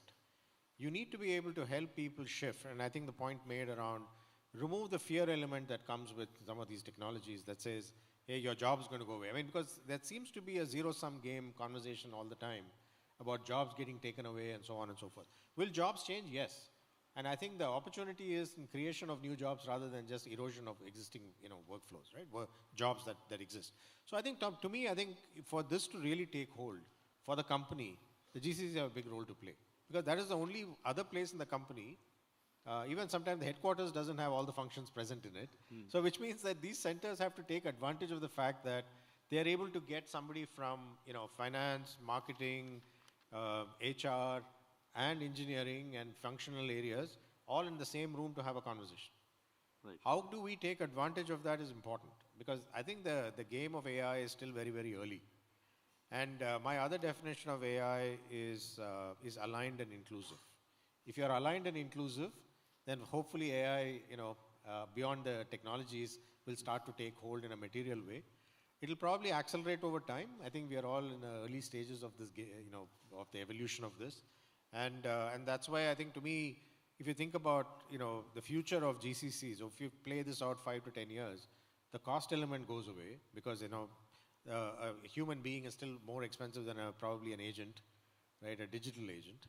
So that advantage will potentially start to reduce, and maybe we should, actively reduce that advantage over time from the GCC perspective. The other is large availability of talent pools, which is why a lot of people came here. That may not be a factor anymore. Then the question is, how do you turn this around? And I think that's, to me, is these workflow reimagination can be the way you would actually add value in the future. Thank you. Thanks, Ram.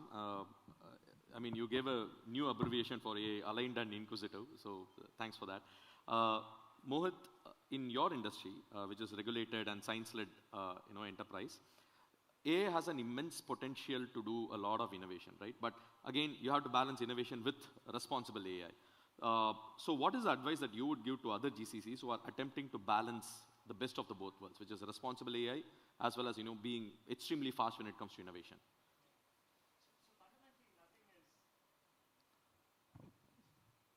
Yeah, I'll try this one more time. Thank you. So fundamentally, nothing is different, to be honest.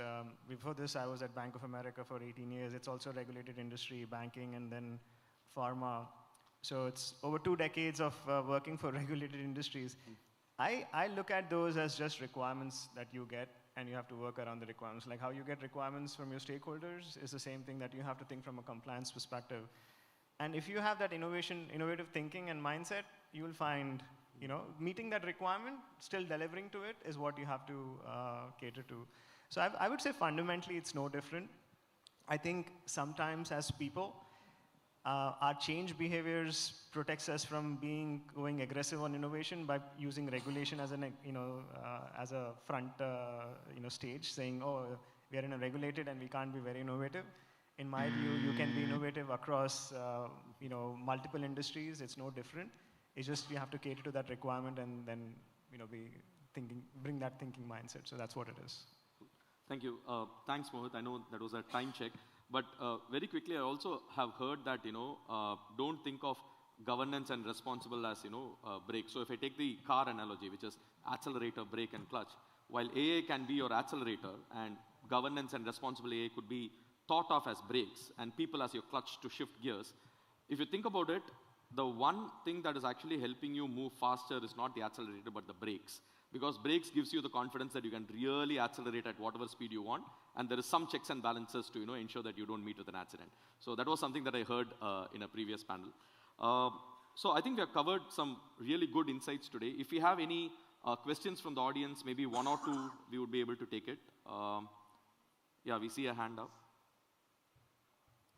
Hi, good evening. This side Sandeep Raktate. I represent Amnil. I'm responsible for operation and supply chain. And I'm coming from pharma. So this question is like how to attract the best talent for GCC and how to motivate the leader who is leading the GCC in India. Because they are not in the mainstream. Means they are not in the real operations, but they are in the different office scenario. So how we motivate them? So anyone wants to take the question about talent and motivation? Great question. I think few things, at least for us, from our standpoint. I think your first question was how do we motivate the talent to come be part of the GCC? One, the brand value proposition or our positioning of the brand in the market cannot come across fragmented or siloed, where it needs to come across looking as a fully functional company in itself and not really siloed and aligned to multiple global leaders, because that's where the fragmentation starts showing up, and that's how the messaging in the market starts showing up through at the end of the day, your recruiters, your hiring managers, they need to convince. So I feel like building that talent value proposition where it gives them the opportunity and the exposure that this is a place to learn, explore, and grow their career, I think is extremely critical. So as GCC, while our global has a brand, it's important to establish our own brand with the lines of the global brand and establish that presence in the market, which just gives them that confidence and that clarity. That's number one. Second, when it comes to the talent cannot see the GCC very dependent on global for every decision making in the organization. I feel like it's all upon us as leaders of the GCCs that the talent needs to understand that their needs are going to be fulfilled by the leaders within the GCC in the country. While we all understand the structure has dependency, everyone has different teams aligned with different leaders across the globe, it's for us to be able to figure out how do we stitch that ecosystem and make sure that the decision making still sits and exists within within the setup and does not come across as something which is very dependent on a global saying yes or no to as simple examples of salary increment or hike increment. You know what I mean? Like that just takes away the confidence of talent from the local leadership and talent. I feel like these two are extremely critical for not just the talent to come on board, but also stay and continue if they see their local leadership is strong enough to be able to address their needs and help them grow their careers. I'll just add 2 more points to it. I think if you look at post-COVID and if you look at a lot of the Gen Zs who are in the workforce, the average age of the country is close to 30 years, right? So you have a lot of folks. I think 2 things which pan out very important for them is a purpose and an impact. So how do you keep saying, demonstrate that purpose and impact, and how do you keep telling that story within the company continuously is going to be important. What happens is it starts off, the storytelling starts off very well, the purpose and impact starts off very well, and then you figure out 1 year down the year, you've lost the plot, you've taken it for granted, we're not saying the stories anymore, and I think that's where you'll start seeing people leave and not feeling that connection with the company anymore. So I think how do you keep that live as leaders is going to be very important. And how do you create an environment you say that more and more is going to be very important in my view. Do we have time for one more question or? Yeah. Okay, one last question from, yeah, I can see a hand up there.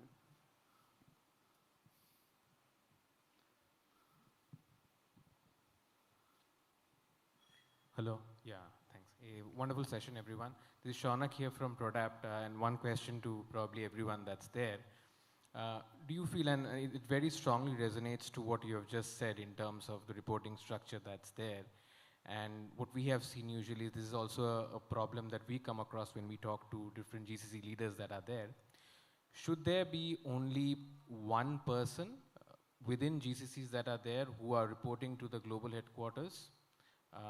Because what we have seen is there are at times multiple people, and that leads to certain latency in terms of taking decisions that are there. And the second question to that is, whom or to which function do GCCs should essentially roll up to? Is it the CFO? Is it the CIO? Is it the CDO? How does that happen? Because likewise, that's where you would be figuring on the P&L as well, whether you are being taken as part of the top line or you are part of the bottom line. And similarly, that ties back to what we have been discussing as to the mindset that's there. And that's something which is probably a long-term question, but I would like to hear your views on it. You want to go first? I can. Yeah, I'll go after you. Okay. I think this is a touchy subject in many GCCs. Where should they report? Right? I mean, outward reporting is one thing. So I can talk from a personal example here because we just went through a massive shift. From as a GCC, we were set up in a very traditional sense of local reporting, which is what you were alluding to, where everybody locally reports into the center head and the center head reports out. Now, I think there is a time and space for something like that when you're setting up initially, because you want to get alignment, you want to have some control over how you set it up and grow it initially. But we had a different problem. We've been around for 17 years in that structure, and I've been here about 2 years in this role.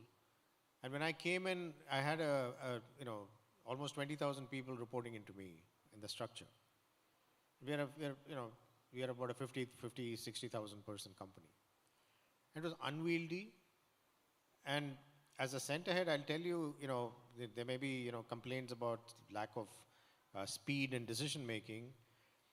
The problem with that is, as I look at the 4 areas that I laid out, the functional owners don't have that level of accountability for the portfolio work because it's almost outsourced to somebody else to do that work for them.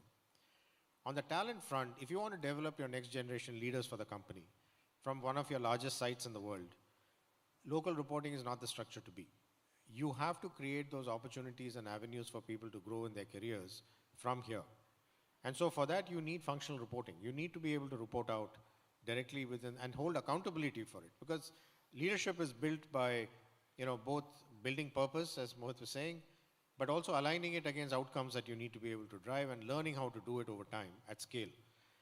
From the strategy through the outcome to the execution and the whole, the 9 yards in between. So that only comes from actually practicing it. And you need to be able to practice it at a global level. So clearly, I think reaches a point in time where local reporting is probably not the right place for it. And you have to start shifting the organization to a much more larger global reporting structure.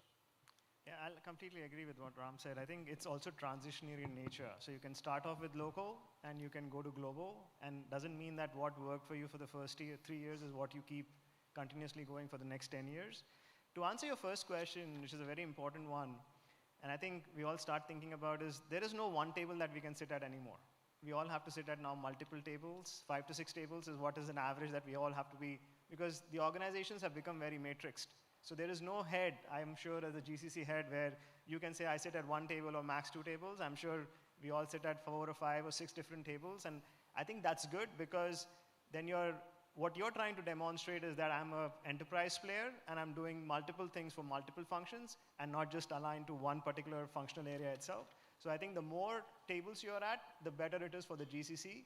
And that's better from a cross-functional collaboration perspective, that you can bring those insights that you may not get by sitting at just one table. So. One last thing I'll add is, I think the notion of measuring success by size of organization is a false metric, right? And even as a GCC head, I don't derive any real value by saying I have X number of people who are reporting into me.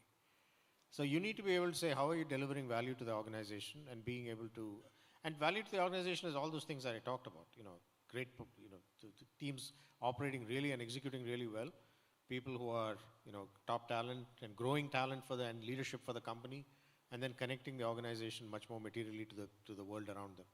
If you're doing all of that, I think the GCC leaders' value is very high. If you're not doing it, and if you're only measuring yourself by number of people who report into you or into the organization, it doesn't add any value to the organization. Thank you. Thanks, Ram. I think, we are almost at the end of the time. The time's up is there for about 10 minutes now. So thank you, panelists, for all the insights. So if I have to summarize this entire conversation, one thing that I'm also experiencing when I work with HQs and GCCs as services provider, right? In the last couple of years, the language that both the headquarters speak and GCC speak are kind of, shared ambitions, shared visions. The KPIs are the same. The expectations from us is also, becoming more or less the same.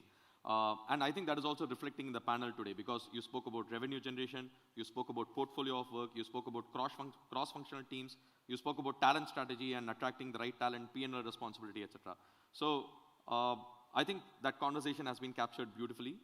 Thanks to you, Sujit, Vishal, Ram, and Mohit, for your perspectives, and thank you, audience, for the engagement. Thank you all.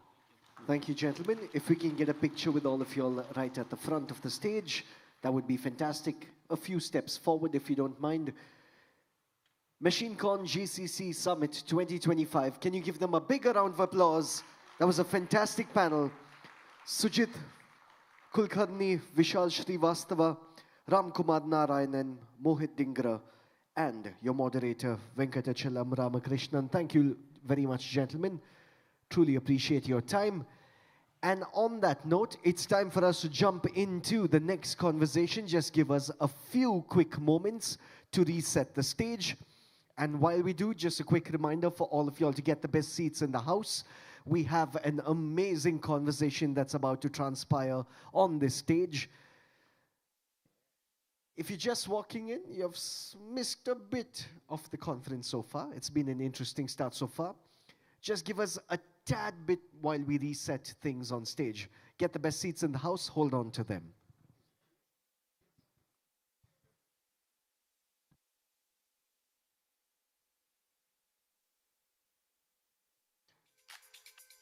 A quick reminder, if you're clicking pictures, taking videos, make sure you tag us at AIM Media House.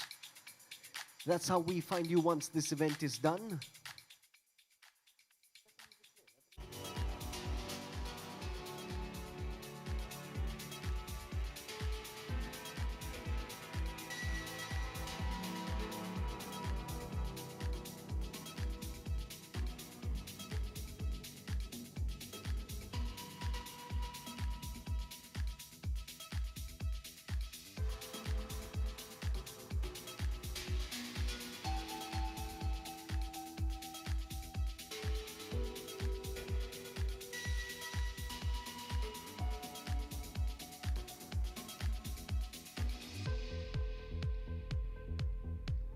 Also, I finally know who Carlos the Jackal is. just in case you haven't Googled him yet. He's quite a dangerous man.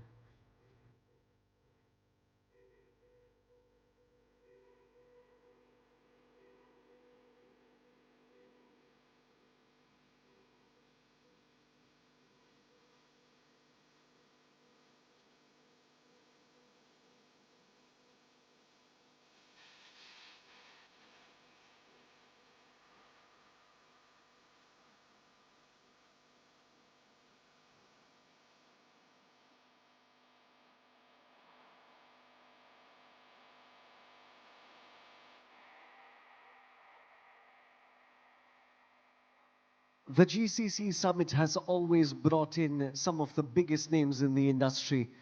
We have an absolute boss in the house this evening. The person having the honor of hosting him on stage and having a conversation. People of the audience, if you're standing outside, I'm going to ask you to make your way inside.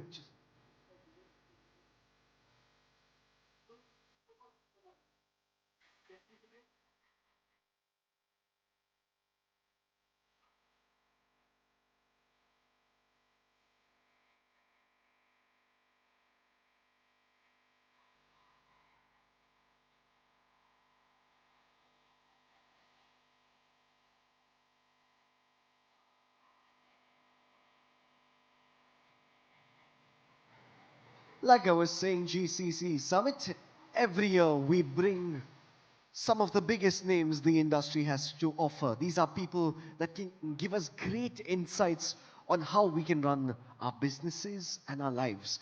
Like I said before as well, the person having the honor of hosting him on stage, please welcome him onto the stage, the principal host at AIM. Sudhi, handing this over to you.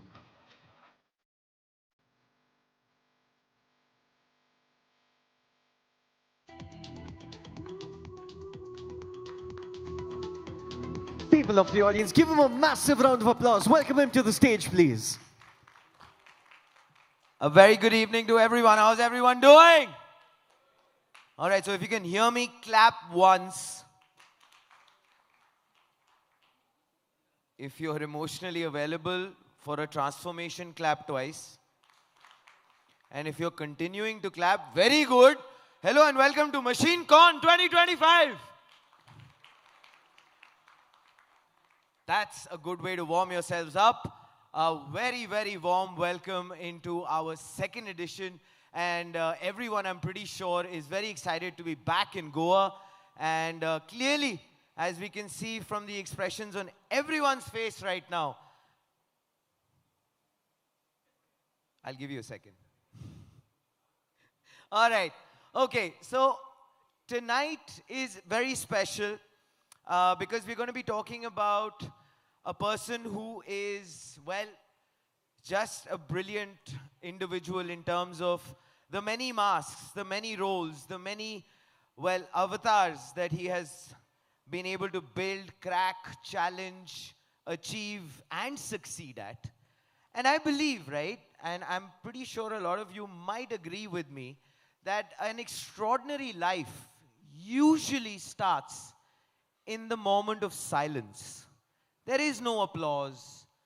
Jimmy would understand where I'm coming from. There is no spotlight.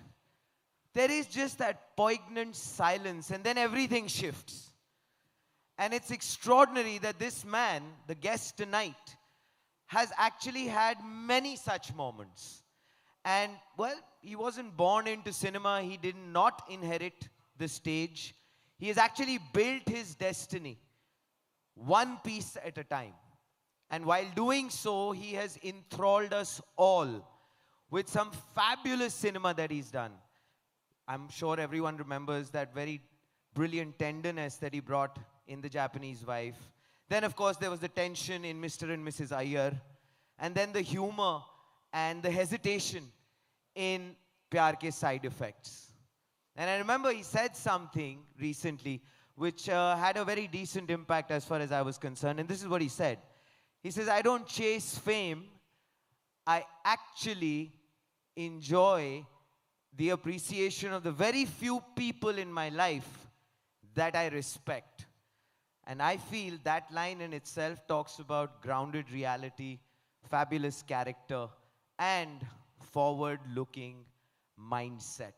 So ladies and gentlemen, an actor, a director, a creative director, the former rugby captain of India, today the president of Rugby India, a philanthropist, and most importantly, please put your hands together because the boss is in town.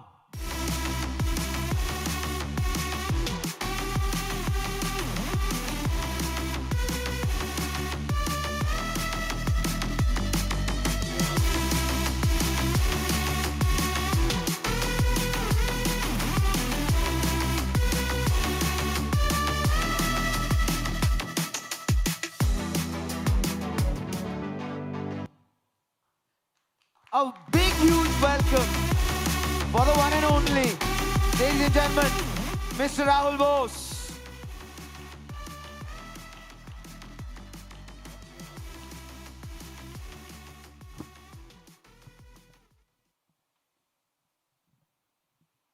Goa is treating you well, Rahul? Goa treats everybody well. How are you doing? You're looking as fit as ever. I could be fitter, but I'm fine. I'm good. That's wonderful to know. Of course, have to kick off the conversation with the fact that, so I have to share this with everyone, that I remember meeting Rahul a few months back, and it was a fanboy moment for me. I was very, very excited because I remember Rahul from English August, and that was a film which I thoroughly enjoyed. Because I was doing English honors at the time, and it was one of those exciting films that I saw, and I was like, wow, that's interesting. And so I met with him, and I remember I was having a conversation with Rahul, and he said something which actually was very, very poignant. He said, how about we start off the conversation by asking, which I will now, what was that first memory, Rahul, that you remember was something that you realized that, wow, this is going to maybe shape my career or life or path ahead?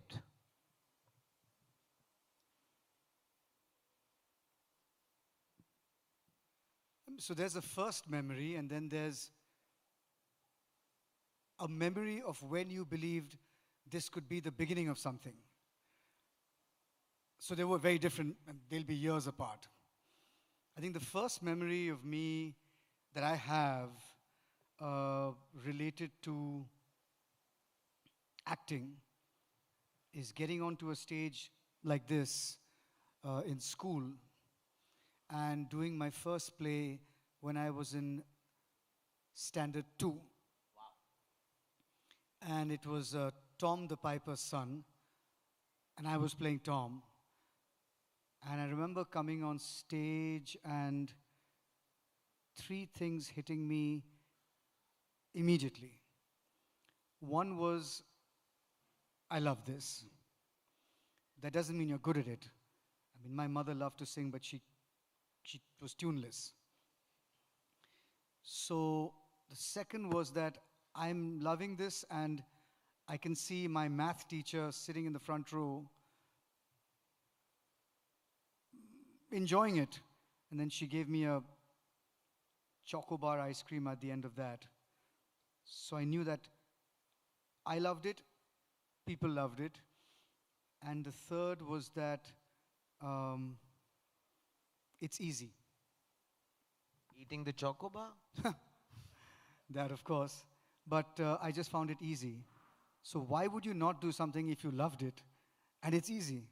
And people are responding to it. So it was glorious, that moment. Tell me this, was that the moment, Rahul, that you realized that, well, because let's be honest, you've not settled for the ordinary, and as opposed to let's being dishonest? No, well, you've never settled for the ordinary.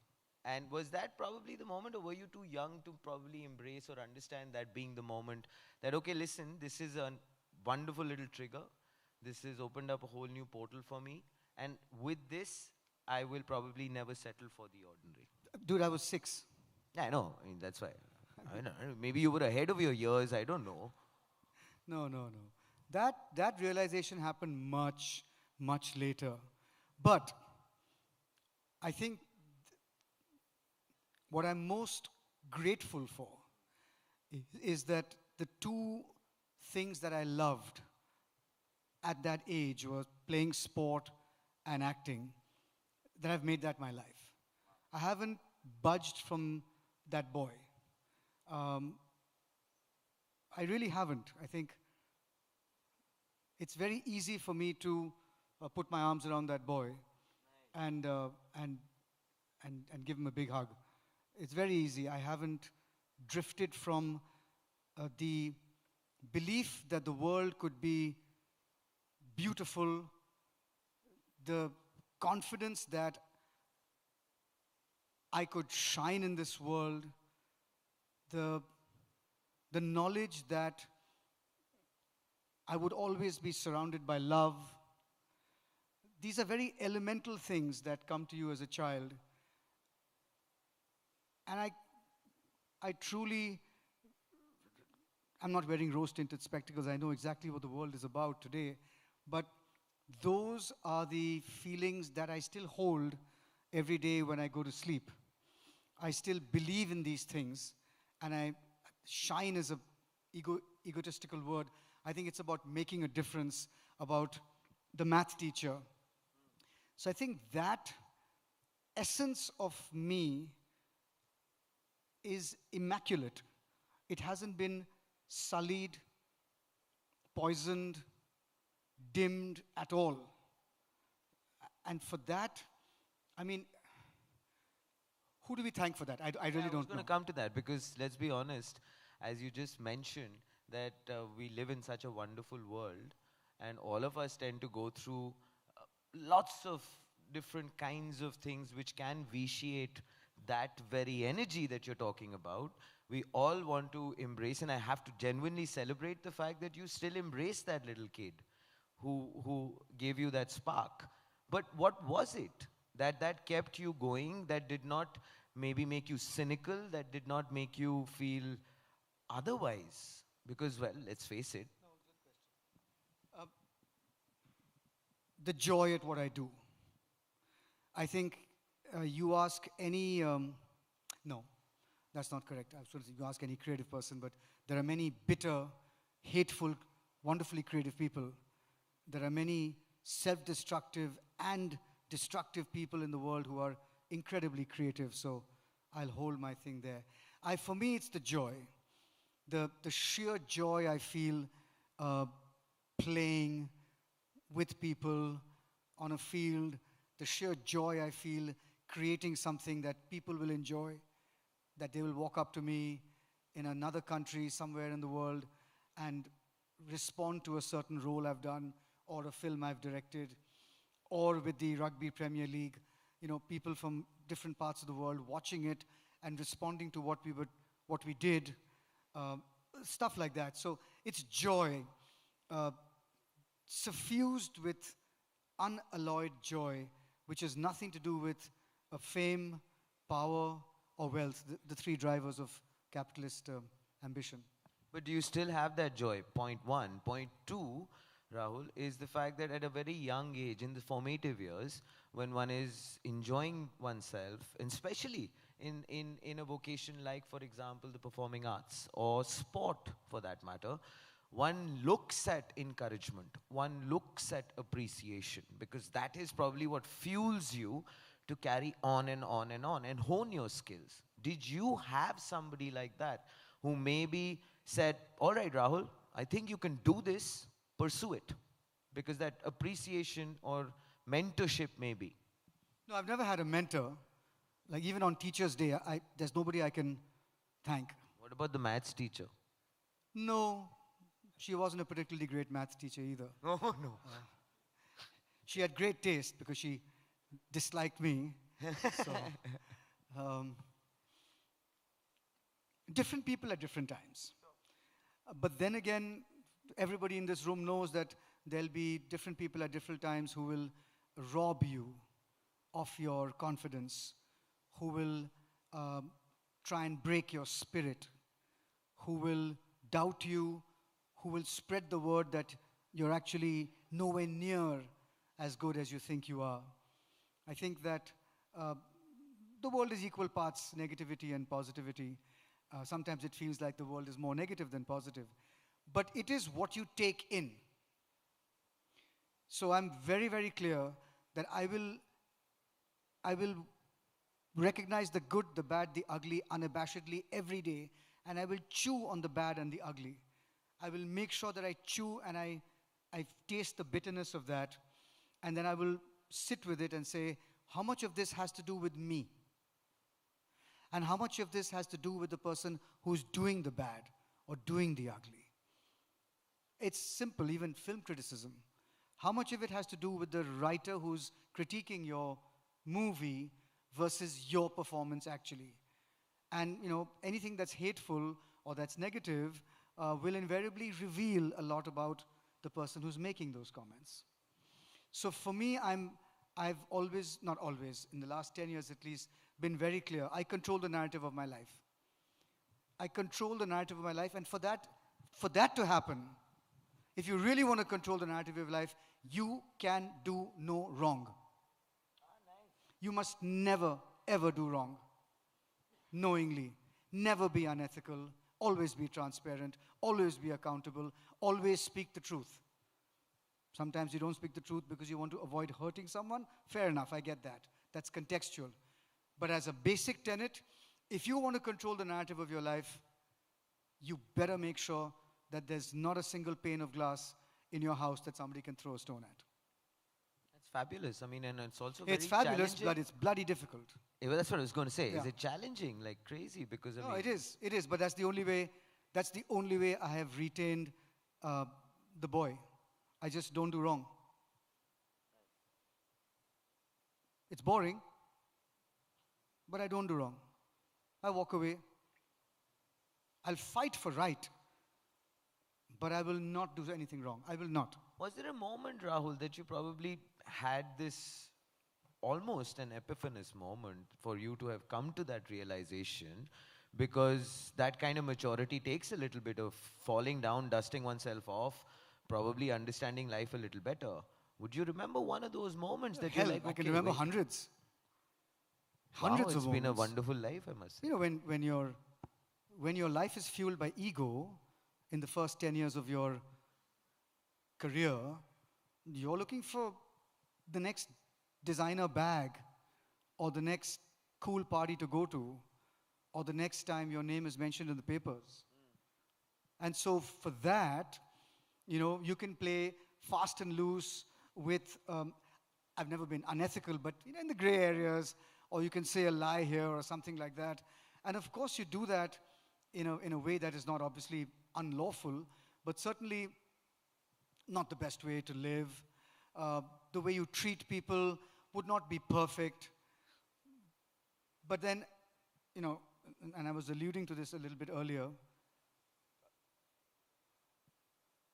the drivers of the capitalist drivers of ambition, of success, fame, wealth, and power. Once you attain that success, then the next stage you move to is, can I be a leader in that field? Yeah. So success, the next stage would be leadership, and the third stage is legacy. And I don't mean that in a way that your statue is being built somewhere. Is it? I think it'll be a very tiny statue. The legacy would be about what people remember you for. And I'm more and more sure that the only thing people will remember you for is the good that you did in the world. Nice. It could be an invention of the light bulb. It doesn't have to be feeding millions of starving children. Whatever it is, what did you do for the planet? What did you do for the world? What did you do for humanity? I think that's where legacy is finally created. So, beautifully said. And I'm obviously going to come to that. Epiphanous moments, no, but a tiny accumulation of moments that whenever you went to sleep at night, you're like, there's something bothering me. How do I solve it? Okay, the first thing to do is to apologize. If it's another human being. The first thing to do is apologize. and then start. I've never seen anybody not giving you forgiveness when you ask for it. So, the greed to sleep peacefully at night propels every single moral Absolutely. direction I think, that I take. Absolutely, it makes sense because finally I think it's the simpler things in life which eventually egg us on to go and build a legacy like you're talking about, and more importantly. But I want to actually come to this, Rahul, which is that you never came from a family which was creative. For example, there was no cinema, there was no theater. As you mentioned, your mum was a singer, but well, She wasn't a singer. She loved well, to I mean, sing. yeah. What propelled you? I mean, fine, there was that moment. You grade 2, all of that is nice. But then theater happening in a big way and you making a big impact. I believe people who have done theater are somewhere far more better equipped to handle life if they start early, because you learn so much and you read so much, you interact so much, you're confident at some level or the other. So I want to get into that because theater was a very big part of your life. And No, English I've- August happened from there, if I remember Yeah, correctly. Yeah. No, I've met some shambolic human beings who are great actors on stage. So I disagree with that. I think there are lots of people who have got terrible lives off stage who have been acting in the theater for a long, long time. They're very separate. They're very separate. Everything we do sometimes is just separate from who we are. Is that the case with you as well? No. No. No, I wouldn't survive a day if that was the case. So many people I know seek to expiate their sins, their evils, and wash it all away by getting onto stage and putting up a fantastic show. It doesn't. One good doesn't erase a bad. But your question was, what part does theater play? Yeah. No, at no point of time have I been adventurous, path-breaking, courageous. Not at all. I was completely one of the pack. I was in a wonderful school in Bombay. That school prepared you to be a success in the modern world. It's not that they discouraged the arts. In fact, they encouraged them. But I grew up in the 80s when you didn't just turn around and tell your parents you're going to become an actor. It's a risky thing to do. So I was very much part of the breed. I was following everyone. I'll do my undergraduate in America. I'll do an MBA because I wasn't bright enough to do engineering or medicine. And then I'll become a consultant or an investment banker, whatever it was. But a series of failures, thank God, I don't believe in God, I'm an atheist, but thank something, the series of failures in that direction kept pushing me into a dark hole of failure. And in that, what would save me would be, as always, getting onto stage and acting and saying, okay, I haven't gotten into this school or this college, or I can't do my MBA or whatever it is, but this is still here. Even then, it was not that, can I make this a profession? You still get paid 500 rupees a show. You can't make a life as a theater actor. It's out of the question. So it's only when I finished my education and I decided to join advertising that I said, that I took that first little step away from the tried and trusted and said, if not this, then let me try advertising. But I should still tell all of you that it wasn't because I wanted to, it was because I had failed at the tried and trusted MBA, consultancy, investment banking. That's when I looked elsewhere. So no, I take zero credit for where I've reached. I've reached because that path was shut to me. If it had been open to me, I would be, God, no, I don't think of that. Yeah, I'd be somewhere in the finance world. I'm pretty sure that everyone would like to give a round of applause that that didn't happen because this won't be happening now. They're least interested in applauding. Just 5 people have said, okay, fuck it, we'll just start clapping, whatever. Yeah, so it's only when I joined advertising and I was writing copy in the daytime and rehearsing at night and putting up a play in the evening, on the weekends, that I was deliriously happy. And if that was my life even now, I would be deliriously happy. It's just that it just went a quantum leap ahead, not in terms of success, but in terms of my happiness that even I can only act. I don't need to do anything else. And that, of course, happened with English August. You just mentioned in the passing, Rahul, that you're an atheist. Was it always the case? If that be so, the other aspect which I wanted to touch upon, if you were to allow me, is it that you believe that if you, for example, don't believe in a force, does that make it tougher for you to have a very strong moral compass? Because then there is really nothing to fall back on, or for example, to blame or to say, okay, fine, this is it. Was that a shift, or was it something that you... So I don't think I want to get into this here at all, not because I don't want to, except it'll take 6 months for us to discuss this. So it's just, and everybody will have a point of view, and all points of view are valid. So all I will say is that morality is not predicated on a God. You don't need to believe in God to know that it's wrong to be violent towards people. It's good to be kind towards people. That love is something that gives you wings. That when you look at your daughter and she looks at you, you feel like a superhuman, like a supermom. So these are things that are not at all predicated on the divine. These are things that we experience every day. The very act of helping somebody, suddenly for 30 seconds, you just feel so good about yourself. When you pack up your son's tiffin or your daughter's ponytail and you put oil in her hair and you pack her off to school, there's a great sense of fulfillment. There's a wonderful sense that my life amounts to something. From a beggar to a billionaire, it amounts to something. I'm doing something that's pure, that's beautiful, that's good. So I think that those are the things that I focus on. Is it spiritual? Is it divine? Is it? I just think it's morally correct. It's good. These are. It's humane. Beautifully said. Genuinely beautifully said. Please don't ask. If he asks you to clap again, just refuse. Okay. Cinema. But before cinema, advertising was a very important part of your life. You were the creative director of Rediffusion. That's a huge thing, right?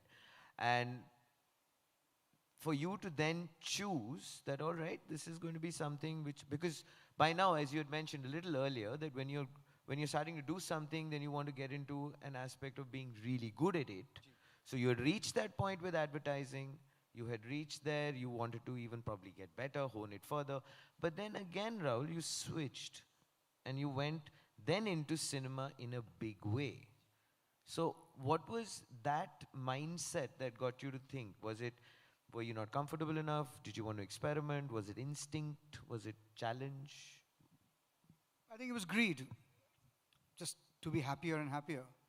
I was very happy with the way the life was going, but when I was offered a film to do, when I had already become creative director of, no, I stand corrected.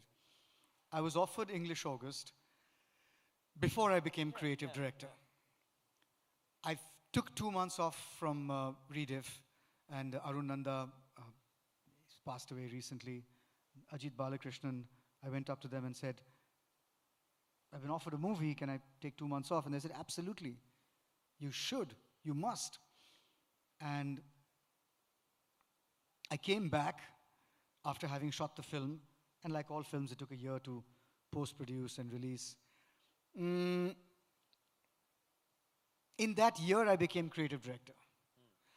And that was the first year since the age of 6 that I didn't have the time to act. I used to get into Rediff at 10 o'clock in the morning and leave at midnight, every single day. And it was 14 hours relentlessly of course, I had a lot of time. I used to take time off to go play rugby and come back to the office and shower and come back and work into the night. And for that 1 year when I was creative director, that was wonderful, but I was miserable not acting. I said, wow, this is not cool. And then English August released, and 983 people in Regal seating, single screen, 60% full. Imagine 650 people coming to watch a movie, or 580 people coming to watch a movie in a cinema hall today. It's unthinkable. Did you go for the first show? Of or course I something? did. You did, right? Yeah, I sweated bullets. It was 3 weeks it ran.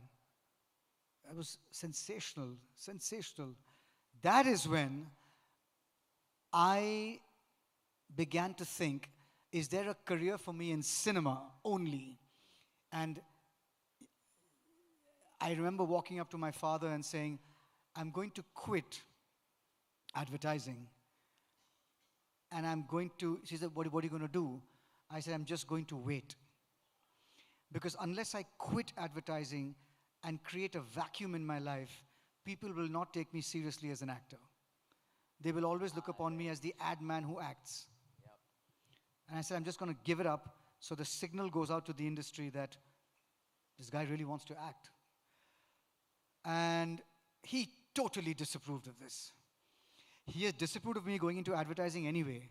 He had said, please don't drink and don't smoke substances and all these ad people and all of that stuff. And why are you wearing shorts? Why aren't you wearing trousers and going to work? Kind of thing. But this time he was really upset. Because he said, there's absolutely there's no assurance of anything. So I told him, as I told Arun and Ajit, I said, I have 2 months of salary in my pocket. If after 2, maybe 3 months, because he wasn't paying for I was fending for myself. I said, if after 2 or 3 months maximum, I don't get anything, I'll just come back. And Arun and Ajit said, absolutely, just come back. And so again, it wasn't very courageous. It was, I had a fallback. So with that fallback, I waited, and in my 3rd month, I got my next project, and that project was a year-long soap in English that gave me the same salary as I was earning as creative director at Rediffusion. Nice. So my father was like, done. Okay, for the next year, I'm not going to bother you. Then we'll talk about it after that. Okay, beta, you can act now. Yeah. And then that was it. Yeah. But that actually is serendipitous almost in a way, isn't it, Rahul? That, I mean, there's a clear replacement, fallback is beautiful, everything is, and you beautifully transitioned into it. But then again comes another moment where you make a choice, which is this, that in terms of cinema, we all understand how Hindi cinema is. Everyone wants to go for that, for the lack of a better terminology, the big banner, the commercial perspective, all of those things. But you made sure that you were doing cinema which, honestly speaking, was amazing and was creating a very interesting little parallel method. And it was cerebral, it was funny, it was for an audience which actually wanted to think and enjoy cinema and not just, well, run around trees. Would you run around trees? No, so first of all, I can't. I'd be terrible at it. Because of the injuries in rugby? No. Okay. Just because I'm just... No, that's not for me. Okay. It's for people who are way more talented than I am. So you won't branch out like that, no pun chance. intended. I got it. What's the point of moving into the most beautiful part of my heart if there I'm going to not do things that make me happy? Fair. So I think in the 55 films and series I've done in the last 32 years, there's only one film I'm unhappy and I feel I let myself down. Otherwise, the rest of the stuff, good or bad. Huh? Which was the one? I'm not going to tell you, obviously. Oh, thank you. Because this is just circling around. It's not... Yeah, thanks. I thought we'd reached that point in our conversation and relationship that you could share these things. After I die. or in my memoirs. They will be in my memoirs. So, yeah, I want to do things that I love doing. It cannot be that you will love me doing anything if you can see that I am not loving it. So the first thing is I have to love what I'm doing. After that, to be honest,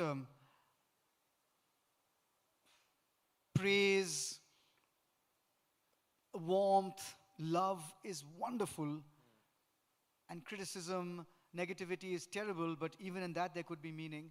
But all of that you have to treat with the same healthy distance, both the good and the bad. All that matters to me is 4 or 5 people in my life, and we all have them in our lives, who will, without any bullshit, tell you whether you were good, okay, or crap. And that's the opinions of that really matter at the end of the day. Your own opinion, of course, and then the opinion of these 2, 3 people who would never, in fact, they will be brutal with you. That's pretty much. What was your North I think it's Star? for everybody in this room. I mean, nobody here if anybody here is looking for the approval of more than 50 people, it's a surefire way to go insane. That's true. That's absolutely true.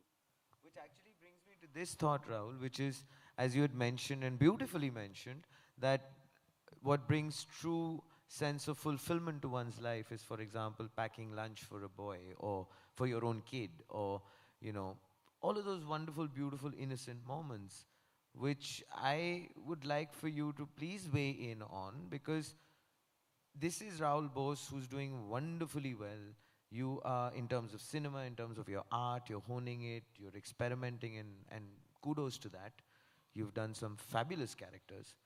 But then you take a step back and you go into something which I believe you believe in from your bones, which is philanthropy. And that decision, again, happened at a point where here was you who was enjoying that little high, that roller coaster, that excitement. But then again, you decided, okay, let me see this.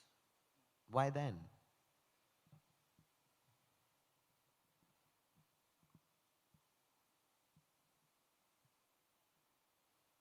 I think it takes very little to make me happy. And once I've got that much, anything beyond that I'd like to share.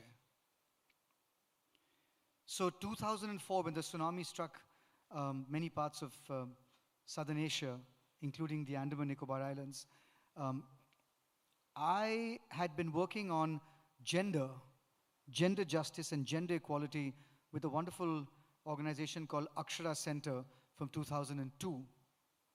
And 2004, December 26th, on Boxing Day, when the tsunami struck, by then, what are the films I had done? English August, Takshak,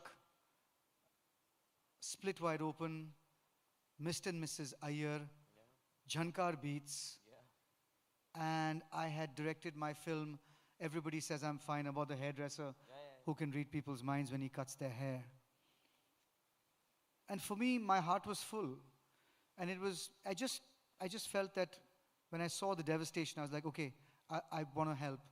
I want to help specifically the Andaman Nicobar Islands, because nobody seemed to be talking about the islands. They were talking about Sri Lanka, they were talking about Kadalur, Nagapattinam, they were talking about Indonesia. I could never hear anything about the Andamans. And I just packed my bags and went there on December 29th, and I spent 30 months there. Just like that? Yeah. I made about 90 phone calls on the 28th. I could only find one person who I knew in the Andamans, who I knew somebody who knew somebody who knew somebody who knew that person. So they were waiting at the airport. And I just went in there. I had created a network of 20 NGOs in Bombay that would fund any kind of relief work that we wanted to undertake, because I would be the eyes and ears on the ground, and they would completely believe what was needed through my eyes. And I ended up spending 30 months. I made 30 trips once a month. Sometimes I stayed for more than 3-4 days. And I kept generating information, seeing, watching, reporting to the network, raising money, making sure stuff reached back. Then we went into the rehabilitation phase. Relief lasted about three months, but then rehabilitation after that. So drop in the ocean, pun not intended, but still a drop. But for me, it was incredible pleasure. I mean, I spent... That's fabulous. I mean, that truly is, because it just boggles my mind. Each trip at the time would cost me ₹100,000 because it was 2 flights to the Andamans. It still is. And 2 flights back. And no one's funding me. So, and this is, I mean, I'm just trying to put it in perspective. It's just like, it doesn't matter. And then to raise money, and then to get into rehabilitation, and to face, I mean, it was just, it was 30 months of, I mean, I've made about 73 trips to the Andamans. Never gone there for a holiday. Really? I've seen parts of the islands you guys will never see in your lives. And I've seen horrors that I pray you never see in your life. I've seen a fridge on top of a tree. I've seen an island submerged to the extent that all you could see were the trees. And you know, there's an island with trees, but what's underwater is the school, the church, the pump house. I've seen they're called tribal captains, but Sarpanch of one of these islands just collapse on his island and just weep for minutes at the devastation. Once I've gone, I think on my 61st or 62nd trip, because I made 30 trips till 2006, then I started my own NGO, and the first bunch of kids that we selected were from the Andamans, and they were 11 when we selected them, and they're 30 today. Wow, that is amazing. And what a journey. Yeah, one of them got married recently. Wow. And she asked me to give her away at her wedding. Oh my God, Rahul, That was such a beautiful moment. Beautiful. Yeah. Beautiful. And kudos to that, Rahul, honestly. But the thing is, has anybody seen a single photograph of mine from the Andamans? Of me giving relief to someone, or helping somebody, or standing with a bunch of hungry, starving villagers. Nobody knew about it. Nobody genuinely knew about it. That's not why you do it. You do it because it's a contract between you and them. They are giving you enormous happiness, and you are giving them everything you can. And it's a 50-50 beautiful partnership that lasts for 20 years or whatever it is. There's never... I think it lasts for generations, Rahul. I mean, those Yeah, but it's an equal partnership. Yes. Because I'm getting as much as they're giving, as they're getting. So what does it bother anybody else? How should it bother anybody else? Unless I get my ego into play. Once I get my ego into play, then it's going to screw it up. Then there are going to be the photographers and the videographers. And oops, I didn't know they were there. You know, that kind of ludicrous hollowness.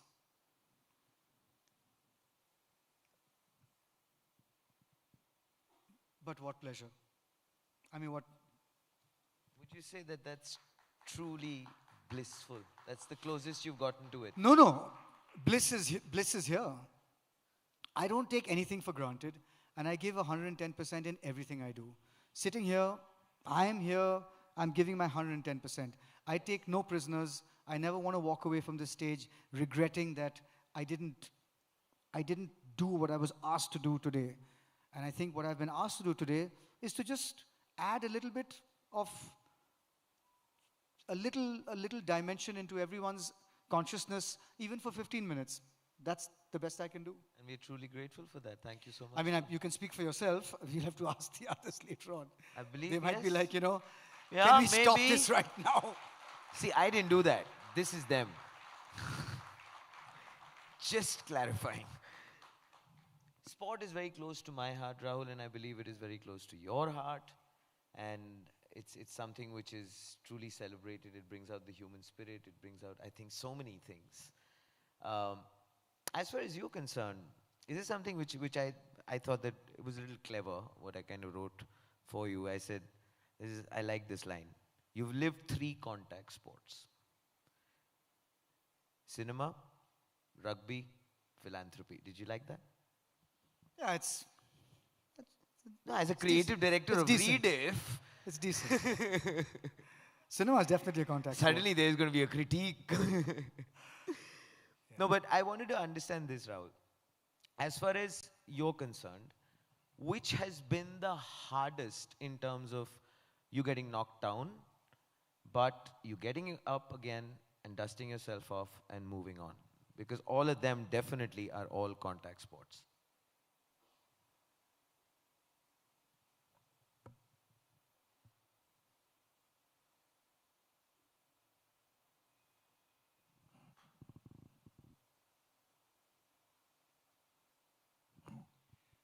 I think it would be philanthropy. Because no one's asking you to do it. You're not getting paid for it. You're not getting, your brand is not being built aside from the people who I just alluded to. So it's, you're whistling in the dark. Or you're singing in the dark. And you have to sing for yourself. And the moment you are false to the impulse that moved you to be philanthropic, the moment you're false, the other person recognizes it. So it's a very scathing mirror to who you are. And you need to have terrific amounts of spiritual honesty to keep at it, to not let darker forces prevail inside your own body. Darker means just like, give it up, forget it, shut it down, don't do it. What are you doing this for? I've had people saying these very words to me, maybe in the last 20 years at least 1,000 times. Or the ego bit, Rahul. Suddenly ego creeping in, that's dark as well. Yeah, I mean, but ego's in the other two, is also in the other two. You asked me which was the toughest. None of them are easy. They're all beautiful, and they're all incredibly